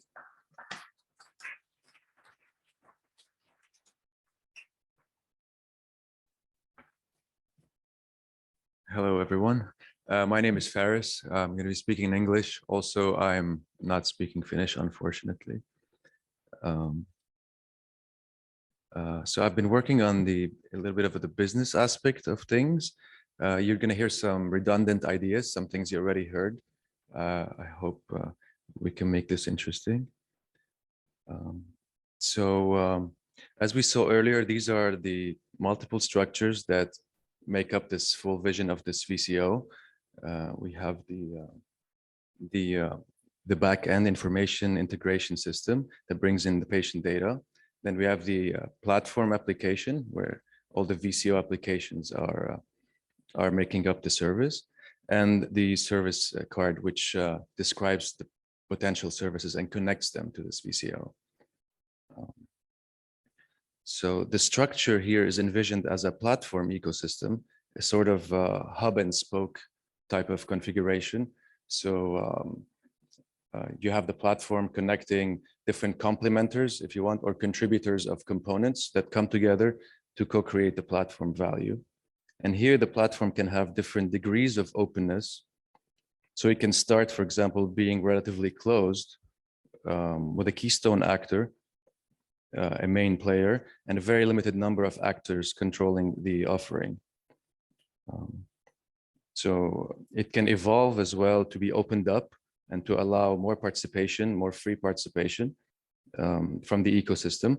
And one interesting idea here is for the platform to provide like development tools, like component libraries or sandboxes, so people can test independently. And the advantage is that what you develop with these tools will be much more compatible with each other.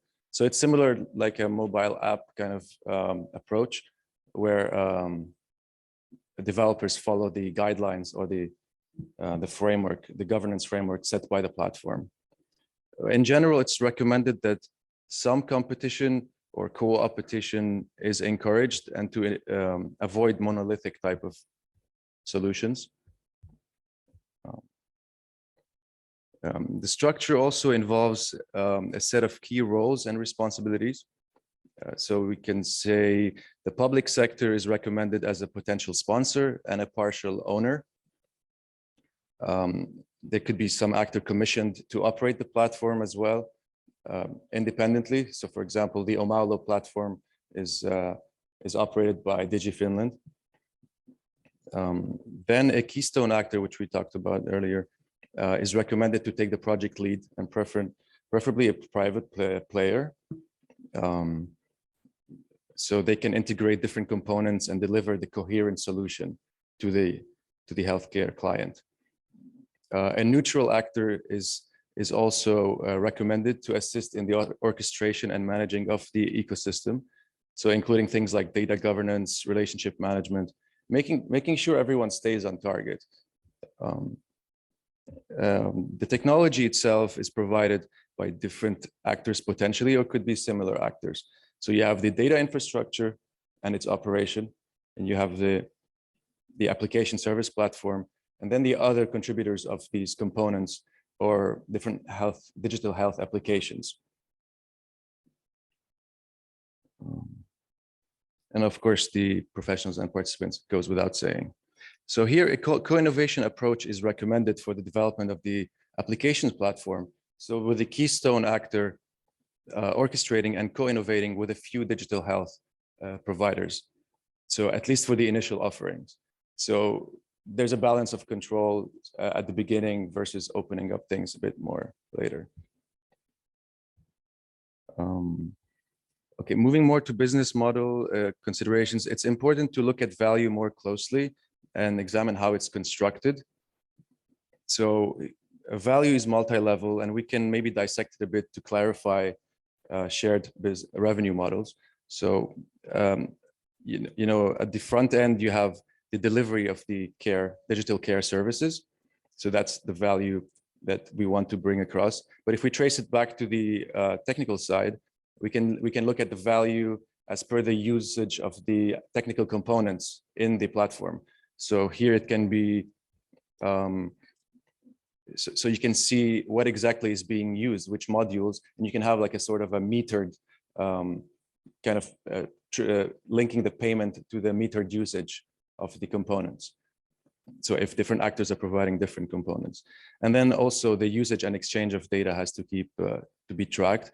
Particularly, data can be partitioned into a monetizable asset. So if we're packaging and selling patient data as, for example, for research, that's a directly monetizable element. But there's also the meta asset with the data. So things that the ownership of the data is not so clear, such as the definitions or the descriptions and so on. So it's important to make these visible and to have a shared understanding, so things are clear and the revenue models are fair and equitable and sustainable. Here we can show some of the flows of value, and these could be seen as the module contributors, and the VCO here kind of brokers or potentially hosts these applications as well. So there's an exchange of value here. There could be extraction of revenue also by membership fees. So whoever gets the privilege to offer services there pays a premium to be on the platform, as well as data sales. Here, one idea is interesting is to have fair practices, such as giving value back to the patient for the data that we sell on behalf of the patient. So of course, according to GDPR and fair exchange practices and patient consent and all that. So the idea is if you engage the patient and or their caregivers, you will have more engagement and more data quality, and accordingly, the value increases. So the VCO contributes value to all the actors, or it should at least, in the ecosystem. So from the healthcare system, the care providers, the patients.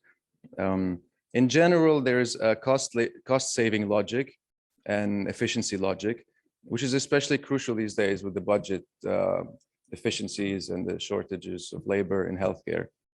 I mean, this is worldwide, but especially in Finland here. I was reading headlines yesterday. We need something like 20,000 nurses. I'm not sure. But there's a quality benefit as well, quality of care benefit and care experience benefit as well for patients and providers. Should be maybe noted that EHR providers could be an ideal orchestrator for this type of project, given their expertise, particularly when it comes to integrating a VCO service into EHRs in general, because they operate EHRs, they know this is their business. Maybe a little mention of cost structure here. There's obviously the costs of development, operation, maintenance for the platform, or licensing fees if it's being sourced by a third party, like the data infrastructure platform can be provided as a service. Of course, the costs of service development and delivery if the platform is itself, same players are developing their own solutions. So, okay. So maybe it's good to put things in perspective and summarize the various requirements for developing this kind of VCO. And these requirements here are not necessarily chronological. And you've heard some of them today, of course. So the need to develop and agree on a shared general architecture for the platform, to have the design principles, which you already saw, for the VCO solutions, the need for resources, funding, and the skills and capabilities. You need to develop an ecosystem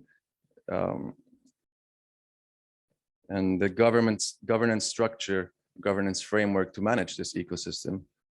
And of course, in parallel, you need to develop actual iterations of the platform and test service integrations and implementations. So just to keep in mind that this is ambitious and definitely has a lot of elements. To make things worse, we'll dive into some of the barriers here that meet these requirements. And we've been thinking about how to present those, and this is an integrated care model that shows an ecosystem approach. So just to mention that the barriers exist at the different levels, from micro, which is at the clinical integration level, so at the level of individual patients and their care network, to meso, professional and organizational integration. So, and then at the system level. But there's also this cross-cutting dimension that is very interesting. And I think this is more where the VCO kind of lives. It lives between these different ecosystem levels. And here we have a dimension called the normative integration, which means the extent the vision and mission and values are shared within a system. So are we on the same page or not? And this could be a potential barrier if there's discrepancies there. And then the functional integration, which is another cross-cutting one. Here you have the key functions and activities related to things like finance, management, and information systems, which should be ideally structured around the primary process of service delivery. So to coordinate and support accountability and decision-making between organizations and professionals. So, so the potential barriers exist in relation to the requirements we just showed, but they also can be found at these levels and the cross-cutting level as well. So for example, getting actors to participate and to engage is present at all levels. So at the broadest level, the regulators and the decision makers need to be on board. At the meso level as well, the decision makers, and at micro level, the patients and the professionals. So just to give a couple more examples, sorry about the slide. This is still a work in progress for potential publication, hope. I didn't mention I'm a PhD student still. So for example, a barrier related to misalignment of visions and incentives between organizations that could be at the meso level, or the lack of willingness and motivation to collaborate and co-innovate, which could be at the cross-cutting level. So when forming this consortium type, or at the level of rejecting the technology, for example, by professionals or patients. So especially if the user experience has not been fully streamlined or integrated. So also in terms of gathering and combining data, that's an important one. The barriers can be technical, organizational, they can also be regulatory. But not to paint a super bleak picture, not all barriers need to be encountered all at once, which showing like a broader view. So it is suggested here that the roadmap take a bottom-up approach, putting the patient at the center. So it starts by identifying user needs that could be solved by data-driven approaches, ideally from the ecosystem, so data-driven solutions. And it starts bottom-up. We find what minimal data we can use and bring it into a data repository, linking up the applications so that eventually we create these digitized care pathways, or let's say digital augmented care pathways that we can quickly iterate and test and refine. So the idea is to add complexity over time and continuously iterate. And last but not least, a minimum viable product example here shared by an experienced practitioner. So the logic here is cost-saving logic and a preventative approach that also improves the health quality. So the example is an example of type 2 diabetes, which we already talked about, I guess, today. So instead of the typical reactive approach, which privileges care for those already identified as sick with an existing diagnosis, we would be monitoring at-risk individuals earlier before things progress. So increasing health awareness and health benefits, provenly also reducing costs down the line, at least for this diabetic case. Well, and I can end there, I guess. Yeah. Thank you very much.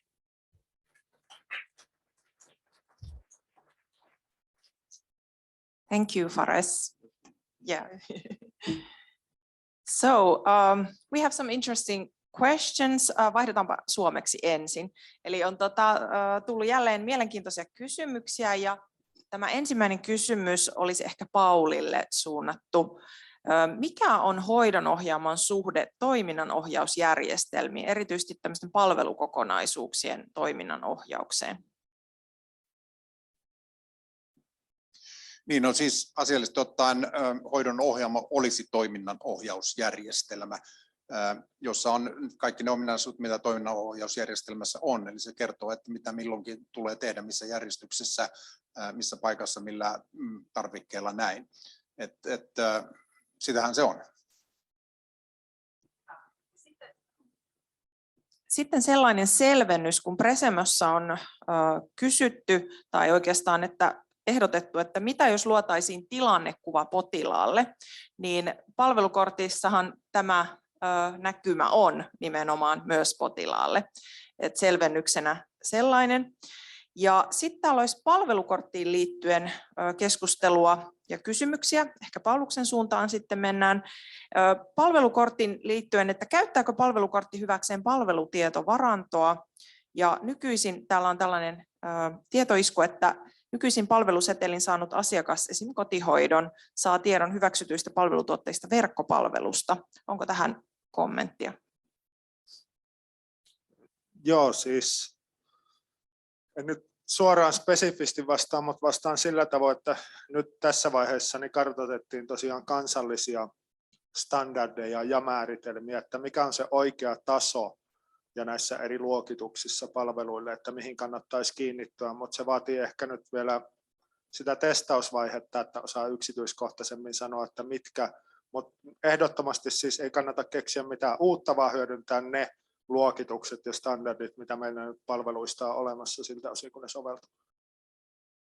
Erinomaista. Ja täällä on niin asiantunteva yleisö, niin olisi ehkä mielenkiintoista kuulla sitten lisäkysymyksiä paikan päällä olijoilta. Onko mielessä jotain? Siellä olisi yksi käsi nousee ja toinen, kolmas. Otetaanko nyt eri kysyjä, eli kuka oli toinen? Oliko tässä? Joo.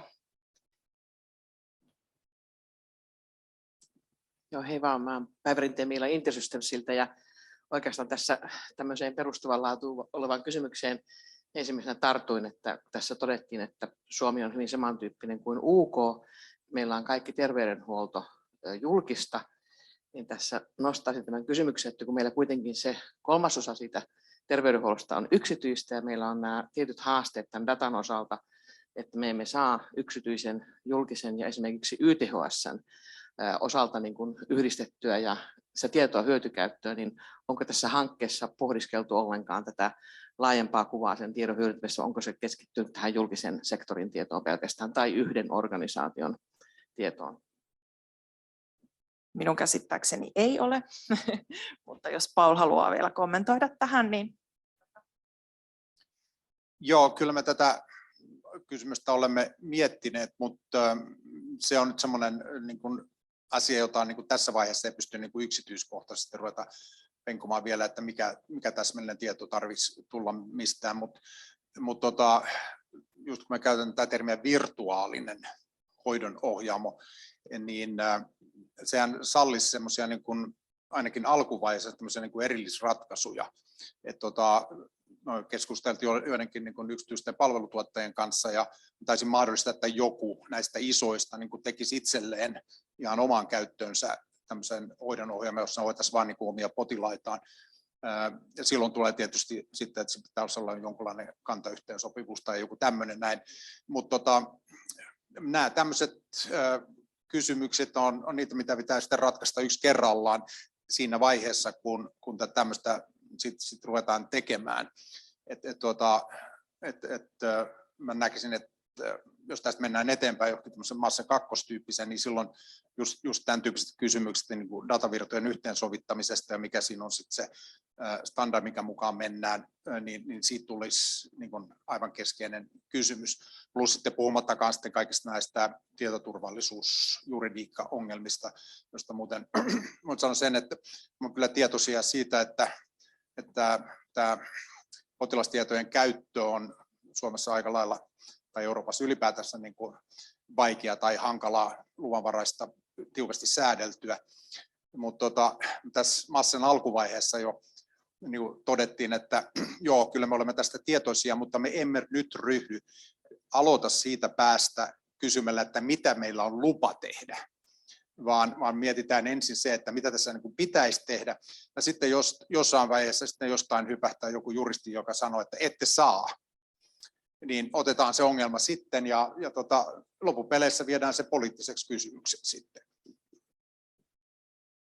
Oliko muita kysyjiä? Siellä oli.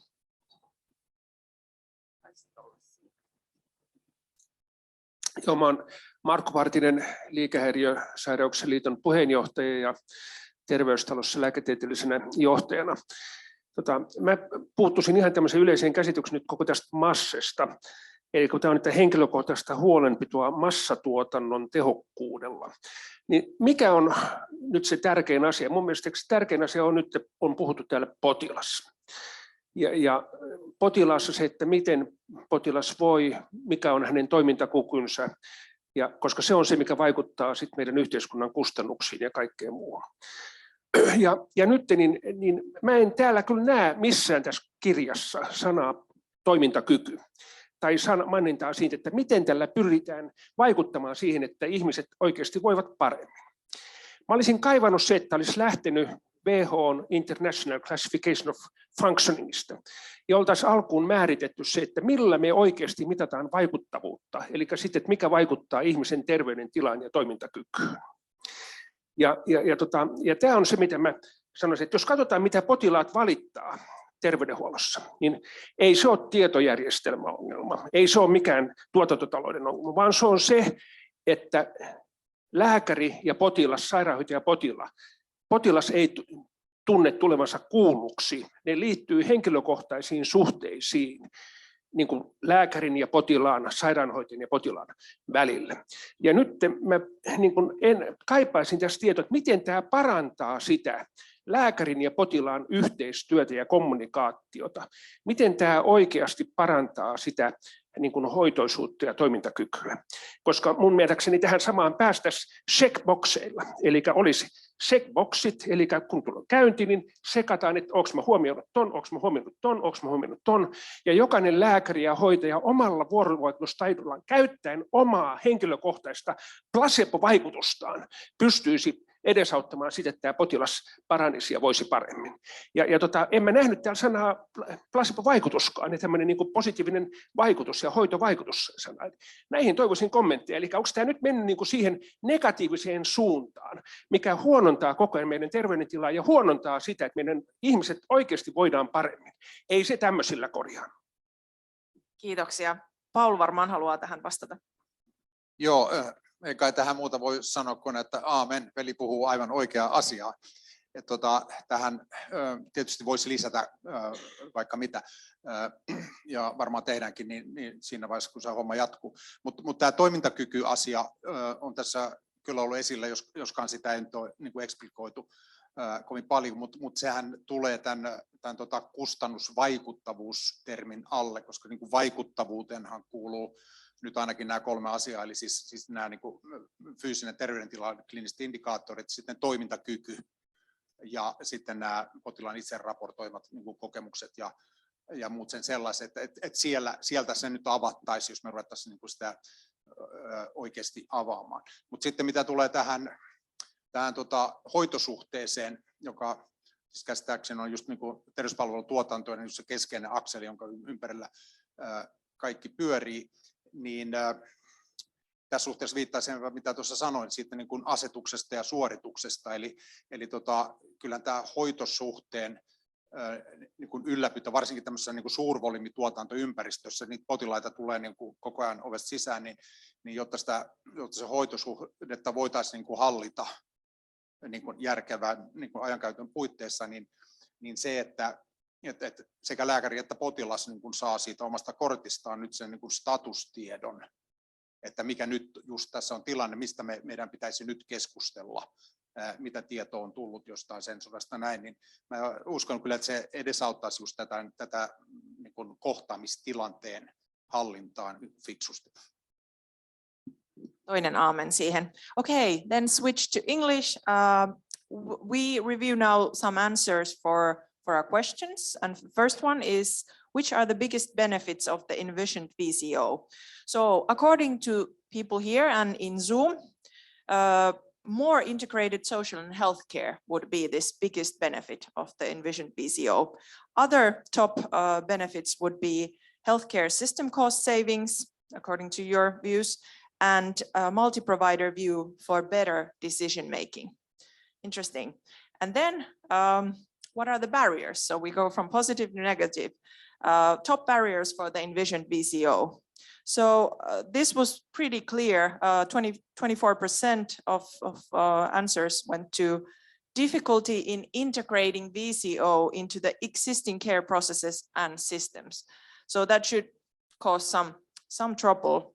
The other top three difficulties would be difficulties in creating coherent, getting funding and regulatory challenges. Also, unwillingness to collaborate is seen as some kind of a problem for the VCO. All right, thank you very much. And Satu, please. Thank you, Henny.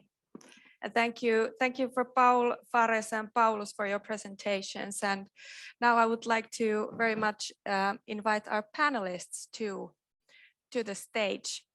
So please warmly welcome. We have next in the program, we have a bit less than a half an hour for a panel discussion on the future of the virtual care operator. So please.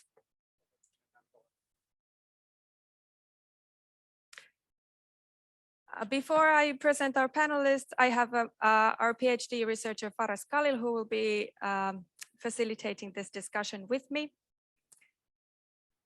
And you already know our scientific leaders, Paulus and Paul, who are in this panel, and our keynote speaker, Axel Kahne from Edge Hill University. And then warmly welcome to Sari and Ouli also. So Ouli is the CEO of Pharmaceutical Information Center, Lääketietokeskus, and then Sari Koski, Development Manager, the Finnish Diabetes Association, eli Diabetesliitosta. Sari tänään paikalla. Warmly welcome all of you. Nice to have you here today. So we're talking about the future of the virtual care operator. And I think that Fares could kick off this discussion based on the barriers that we just reviewed. Right, so the barriers that Henny just mentioned that featured on top, the first one being difficulty integrating into current care processes. So this is a good question to start with. From your perspective, do you agree that this is a top challenge, or do you think there's something more urgent, first of all? And how would you start addressing this? And I will ask you, Axel, although I think we already covered part of it in your presentation, but what do you think? Thank you. Thanks, Fares. So I'm a bit gobsmacked because obviously there's been a lot of Finnish, and you might have discussed a lot of these things already. So I hope I don't replicate and duplicate anything that you already said. I think the challenge is enormous, and I think one of the things that you, Fares, in your last slide showed is a slightly reduced, in terms of ambition, minimal kind of like application or technological advancement. And I wonder if that is the first step into this as a pilot project, as it were, because I think it's important to understand how the huge complexities around this pan out and happen to occur when you are starting to insert an application. And as I said in my presentation, I'm sure many of you have said that as well, injecting that into a current and existing routines means everything changes. And you really have to think about what happens in that moment. How do you ensure this is permanently implemented? So I think that little pilot project, even though it might sound less ambitious, is actually really important. And that might be the next step. I'm not sure if I answered the question, but that would be my response. Yes, it sounds very, very on point, I guess. Maybe we can ask Uli what you think. Maybe we can tackle the second barrier that emerged, which was what again? Well, the regulatory stuff. Maybe that's annoying. How would you solve that one? Definitely not a specialist on the GDPR, but on the regulatory side, my personal opinion is that when we simply include it in the process from the very beginning, that this is going to be something that you need to share your information, just in the same way that we are asking today from the patients, that are you willing to share this information, and explaining the importance of it. I think actually that the regulatory point of sharing the information and clinical data is not so big challenge.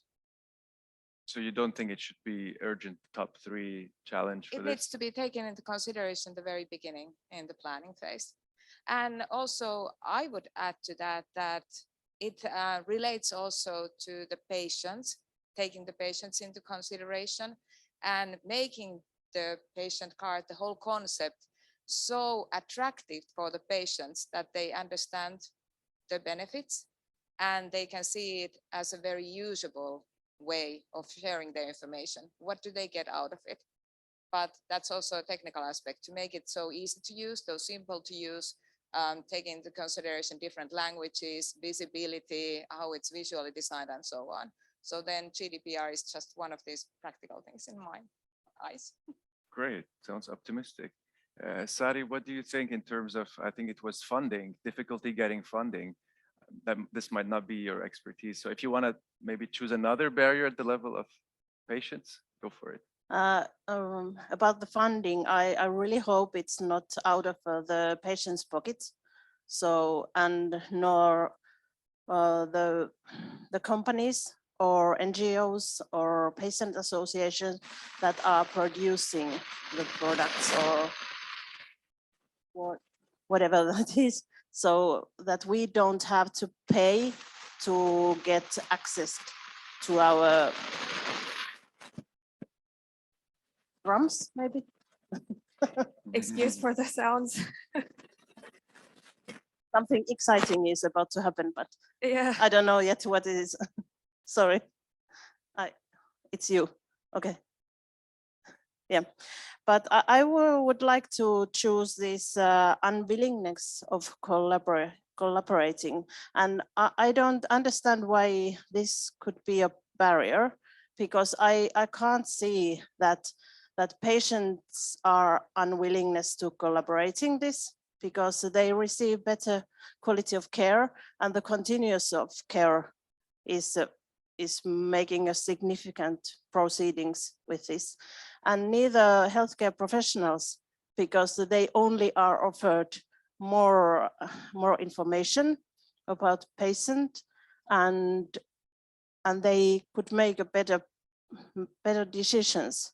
So why wouldn't they want to collaborate?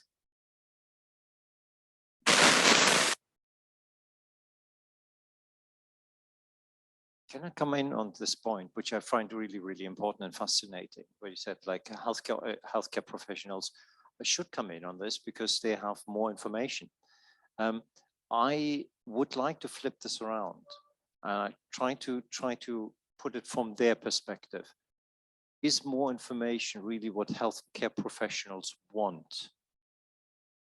And I'm trying to be controversial here, because healthcare professionals are inundated with data. As Paul said, they don't necessarily want just more data, they want the right data. And that's the beauty of this VCO, and that's also the challenge of the VCO. What is the right data in which situation? So I can see healthcare professionals actually balking on this and saying like, whoa, there's all sorts of things on there. You know, how am I going to find? So this is where the pilot project comes in. This is where the beauty of the project really comes in. You want to be able to, through an algorithm or whatever you design, You want to be able to actually make the data relevant, not just there. Because otherwise, healthcare professionals have a job, have an additional job of sifting through the data. That is actually far more complicated than now, because what they now do, they do gut risk assessments. They're saying, okay, well, this person is already on the floor, doesn't breathe, what I'm going to have them to do, etc., etc. Okay, so they already know that, what to do in that moment. So you wanna offer them something additional that is replacing that gut process with an evidence-based process. Okay, but just information is not evidence. Just information is just a deluge. You know, so it is really about that relevance. How do you define that relevance? And that's, I think, where Paul's project really comes in and really comes to life, as it were. Okay, great, thanks. I think Satu has a follow-up on this. Follow-up question. We're still digging in the same theme, I think. Well, we're kind of in the same theme about this, but we already kind of touched upon this theme before in Axel and Paul and Paulus's presentations, and you, Axel, already took this or pointed this out in the beginning of this discussion, that the workflow aspect, and it came out in the Presemo too, that it's hard to integrate new types of ways of working into the current systems. So if we would envision this type of Visio be up and running, so how would you, from your perspective, see this influencing or changing the ways of care, or changing the care system or workflows within the system? Anyone can take a lead on this. Sari, please. Yeah. Yeah, thank you. I would really hope that, and I see possibilities to patients to get their voice heard. And I hope that in the patient card, there was a patient reported experience measures.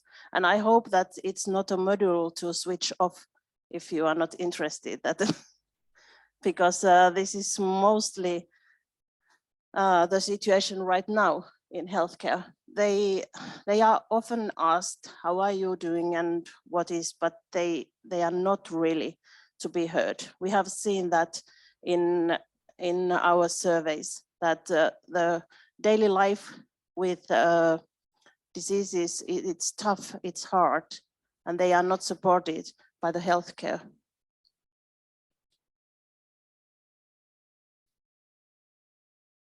Yeah, I can give some examples we found in our work package. So especially in terms of how to take care of elderly people with some acute condition. And one example is this mobile service in Espoo. So with better information of the patient and the need, instead of sending the patient to the hospital, you can use mobile service to take care of that symptom or problem in the field. Another example is IT system with the patient card. And then in the elderly care services, the professionals can get better idea of what to do in specific situations, and even there can be combined remote consultation. And when the doctor has the patient card, he or she can make better decisions. And once again, the change in workflow, we don't have to send the patient to the hospital for this specific condition, but we can take care of him or her in the elderly care. And it's of course much more effective, but also saves costs. Yeah, if you think of the question of what happens to the workflows, if the patient card, the virtual care operator would be available. Of course, we don't know it, so let me speculate. Just I would say that perhaps the professionals' workflows would not change in a dramatic or negative way, because as you said, this would not add to the information, because the patient card is not an input device for the professional, it's a read only. So the total volume of data would not increase. It could be an input device for the patient, for the prompts, for example, but otherwise, data volume, they would be better organized and critical data would be available. But then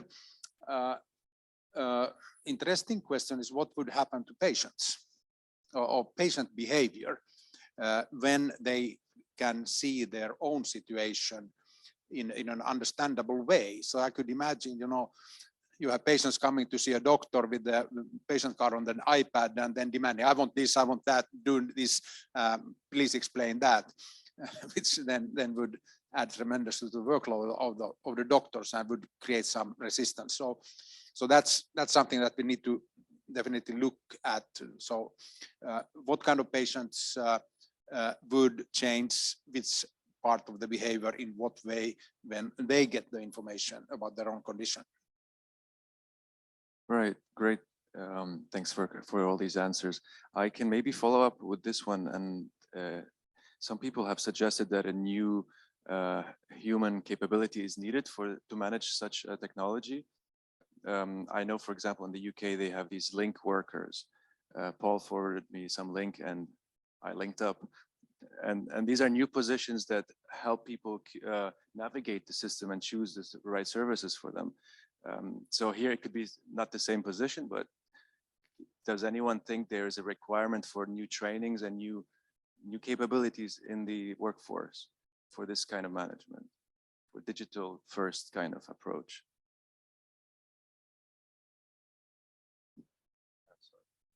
Thanks. I can say something about England and the link worker.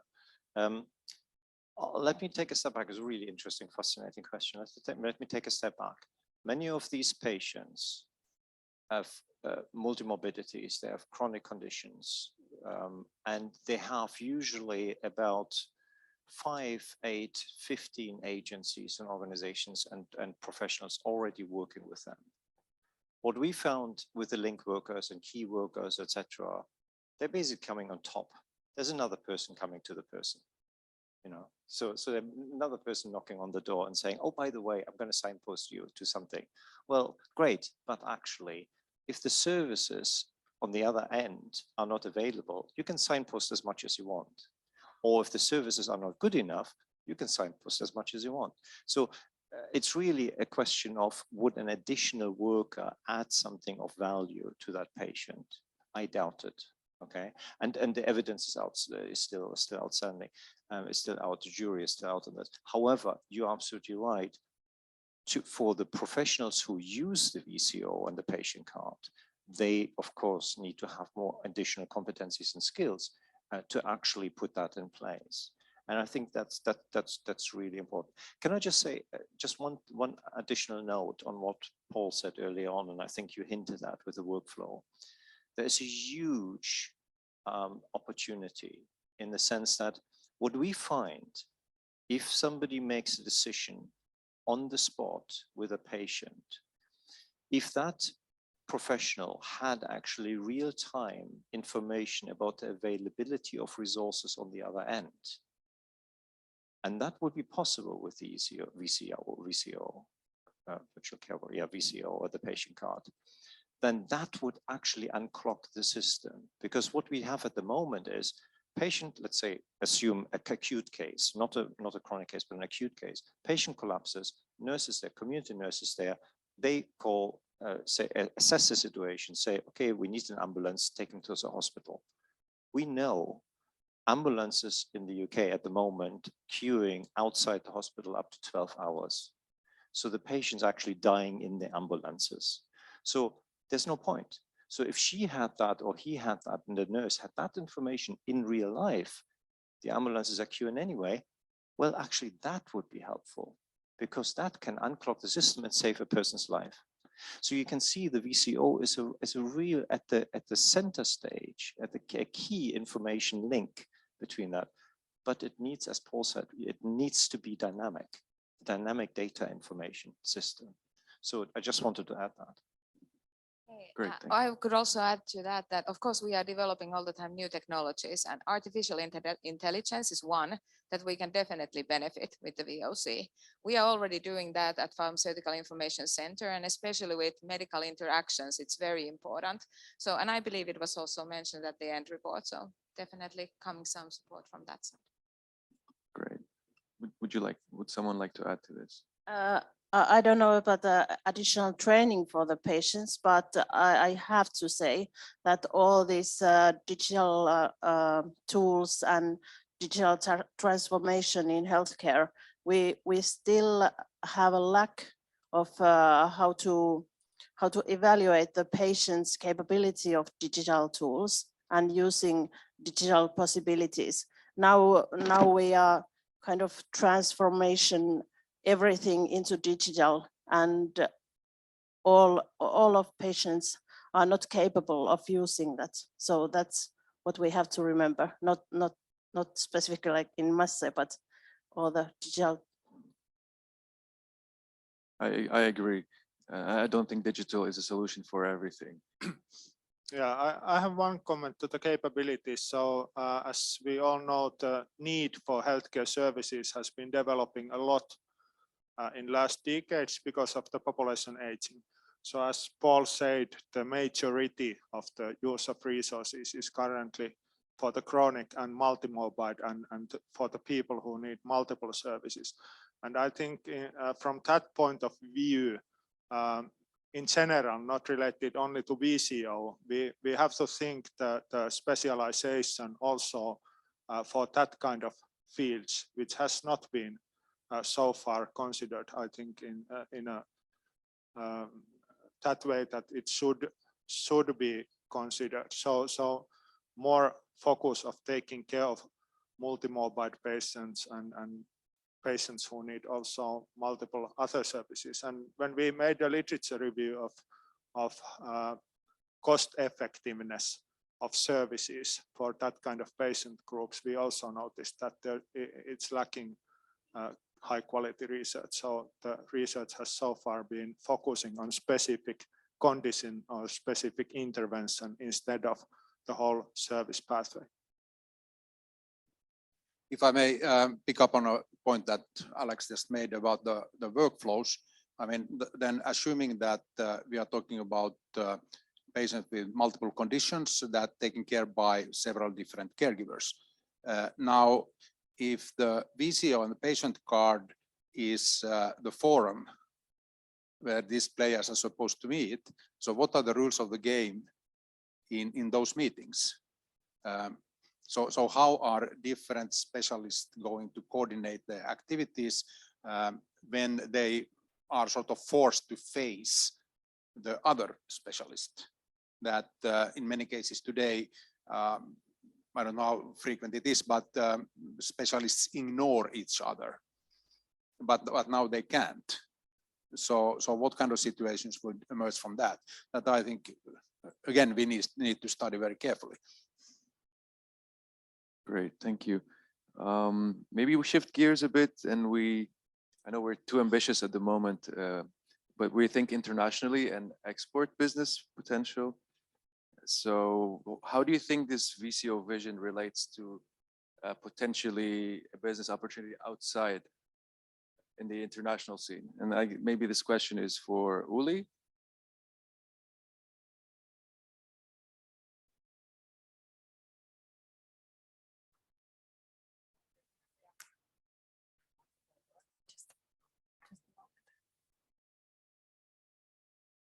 Maybe we can switch microphones if this one is working, hopefully. So when developing something new and exciting, I really like and appreciate the aspect of starting thinking that it's going to be export service, export concept, and it's going to get international. And now in the phase that we are now with VOC going forward, I would love the team to see the team thinking that, yes, this is going global, taking all the global aspects into consideration. And then the next step, talking about this pilot case, you have mentioned a couple of times, I think at least you, Axel, and I think a couple of other persons also, the insurance companies, for example, playing an important part when developing the VOC. So thinking about Germany, Switzerland, where the insurance companies are providing the healthcare services, could be very potential partners for a pilot case, and using their incentive both for the patient and then for the care providers. And I see that as a very interesting platform for a pilot case. So yes, these should be taken into consideration going forward.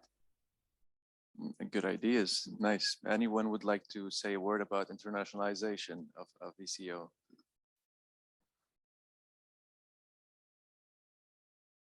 Well, if you're targeting the NHS, then I hope what I poured myself was a vodka and not water, you know. So it's going to be a tough job, but the NHS has one advantage, of course, and that is, as I said earlier on, it's top down. So if you're really getting into the innovation agency and working with them, and they really think this is something to roll out, they will roll it out. So, and they will work with you. Now, there are challenges around this because, you know, adoption is not assumed, you know, you can't, but I agree completely with you that the insurer market, the insurance, we obviously a tax funded system is different, but the insurer market, the insurers might actually be quite susceptible to this idea. And insurers, I spoke recently to some Swiss colleagues and some German colleagues as well on this.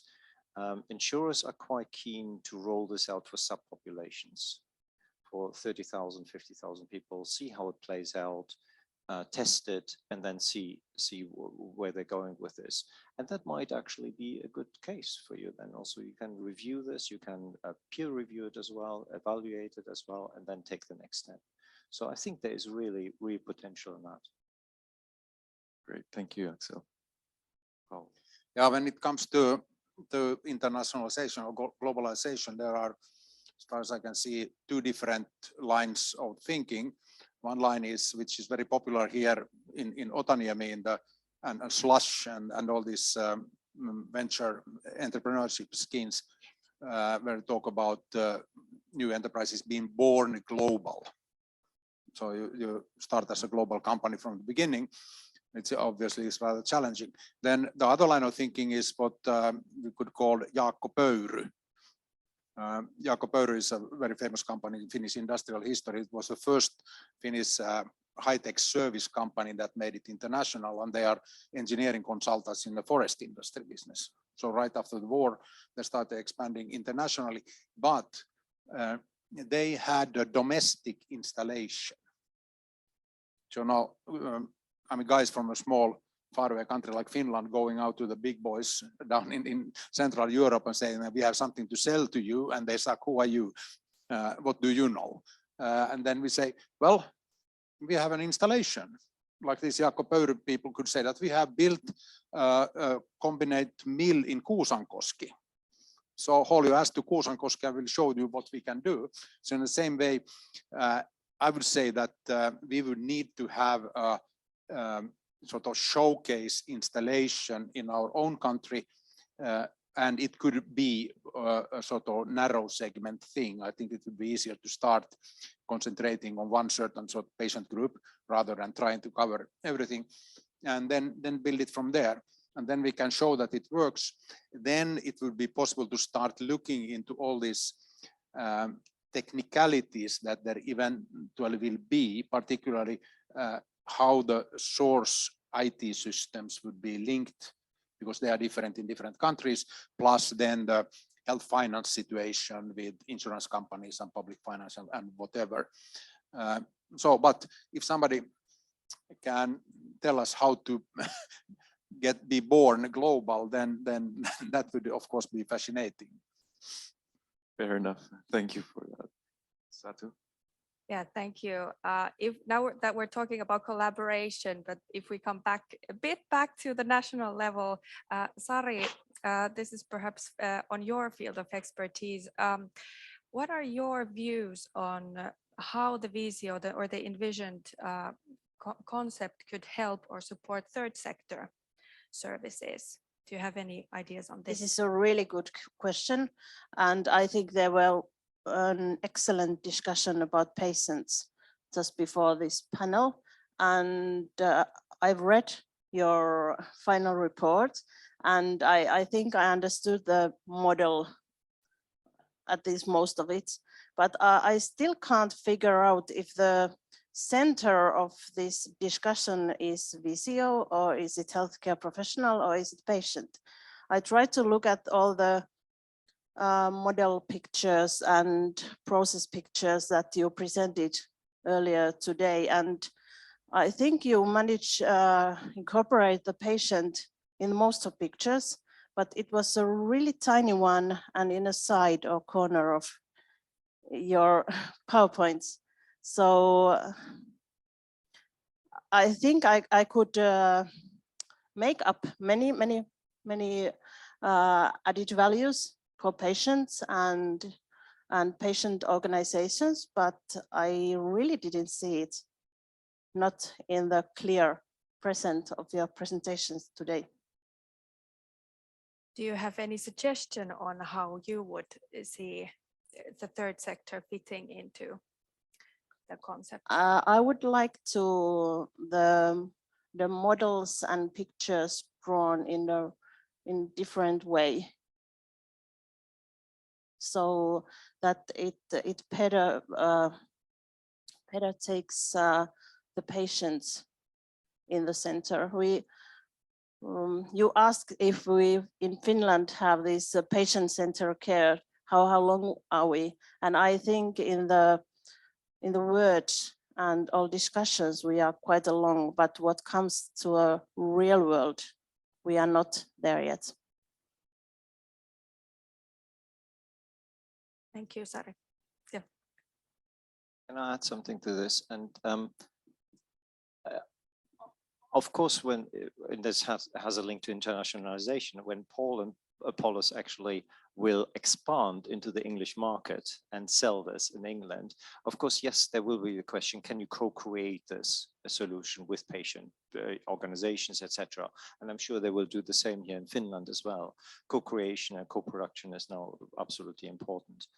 But there is a difference, however, and that is, I always tell that my doctoral students as well, so they're basically, as I doctors, they're doctors in the NHS, and they come back and study with us. And one of the things they always say is, okay, well, what does the patient actually feel like, and what do they perceive, and what do I as a doctor perceive?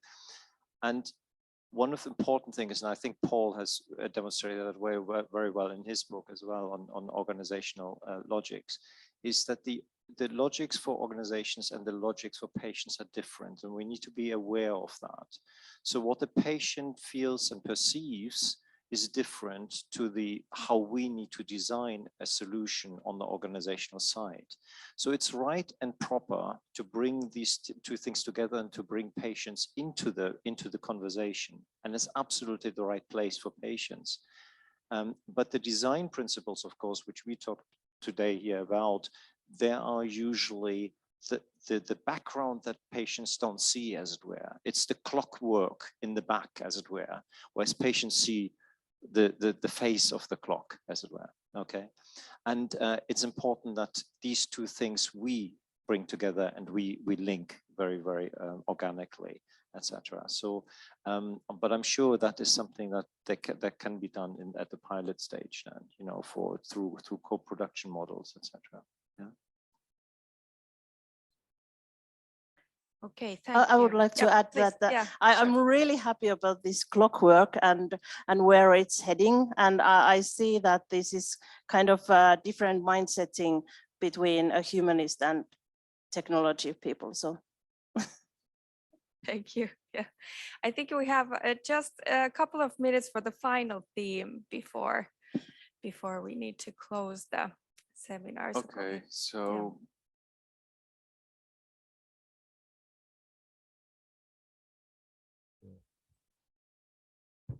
so here the question would be, who do you think might be the right leadership to drive this vision in Finland?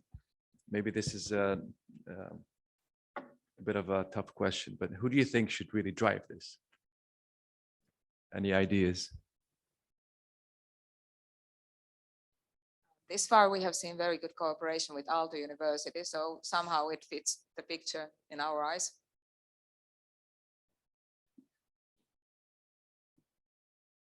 Well, this is a tricky question, very political indeed, but if I could make a wish, then I would say that the government, the Minister of Finance and perhaps with the help of Minister of Social Health and Welfare, if they could take the lead and say that this is what we want in this country, and they could allocate some budget to this, and in a sense give their blessing to it, saying that this is something that we need, and then we would need one or several regions that would agree to serve as the test bed for various prototypes and experimentations, and then a consortium of IT companies and IT infrastructure providers. I'm not going to say any names because we are talking with many of them, but some sort of group of technology people that could really sort of build this, do the programming and build the software and put it online, and then doing it together with the medical organization, most likely a region where the specialist in the chosen field would participate actively. That I think would be my ideal configuration.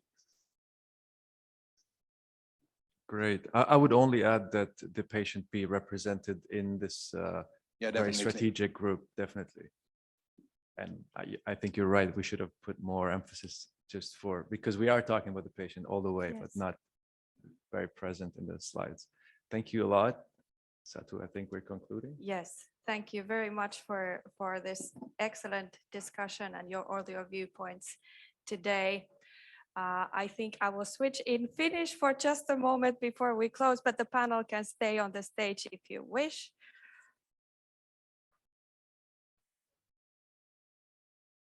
Eli kiitos kaikille tästä aamupäivästä sekä omasta että hankkeen puolesta. Nyt on aika tosiaan kiitoksille ja tämän seminaari aamupäivän päätökselle. Kiitos kuuluu ensinnäkin kaikille meidän esittelijöille ja panelisteille. Thank you everybody on the panel and also Axel to you, our keynote speaker. Thank you. Ja kiitos kuuluu myös ilman muuta meidän koko hanketiimille sekä Aallossa että Helsingin yliopistossa, niin kuin kuulitte, niin tässä on tehty niin kuin lähemmäs 30 osatutkimusta tässä hankkeessa ja kaikki ovat tuoneet kortensa kekoon näiden ajatusten tiivistämiseksi. Lisäksi halutaan kiittää tietenkin meidän konsortiota ja Business Finlandia ja kaikkia muita yhteistyötahoja, joiden kanssa meillä on ollut ilo ja kunnia tehdä tämän hankkeen aikana yhteistyötä. Kaikki näkökulmat on auttanut näiden suunnitteluperiaatteiden tuottamisessa.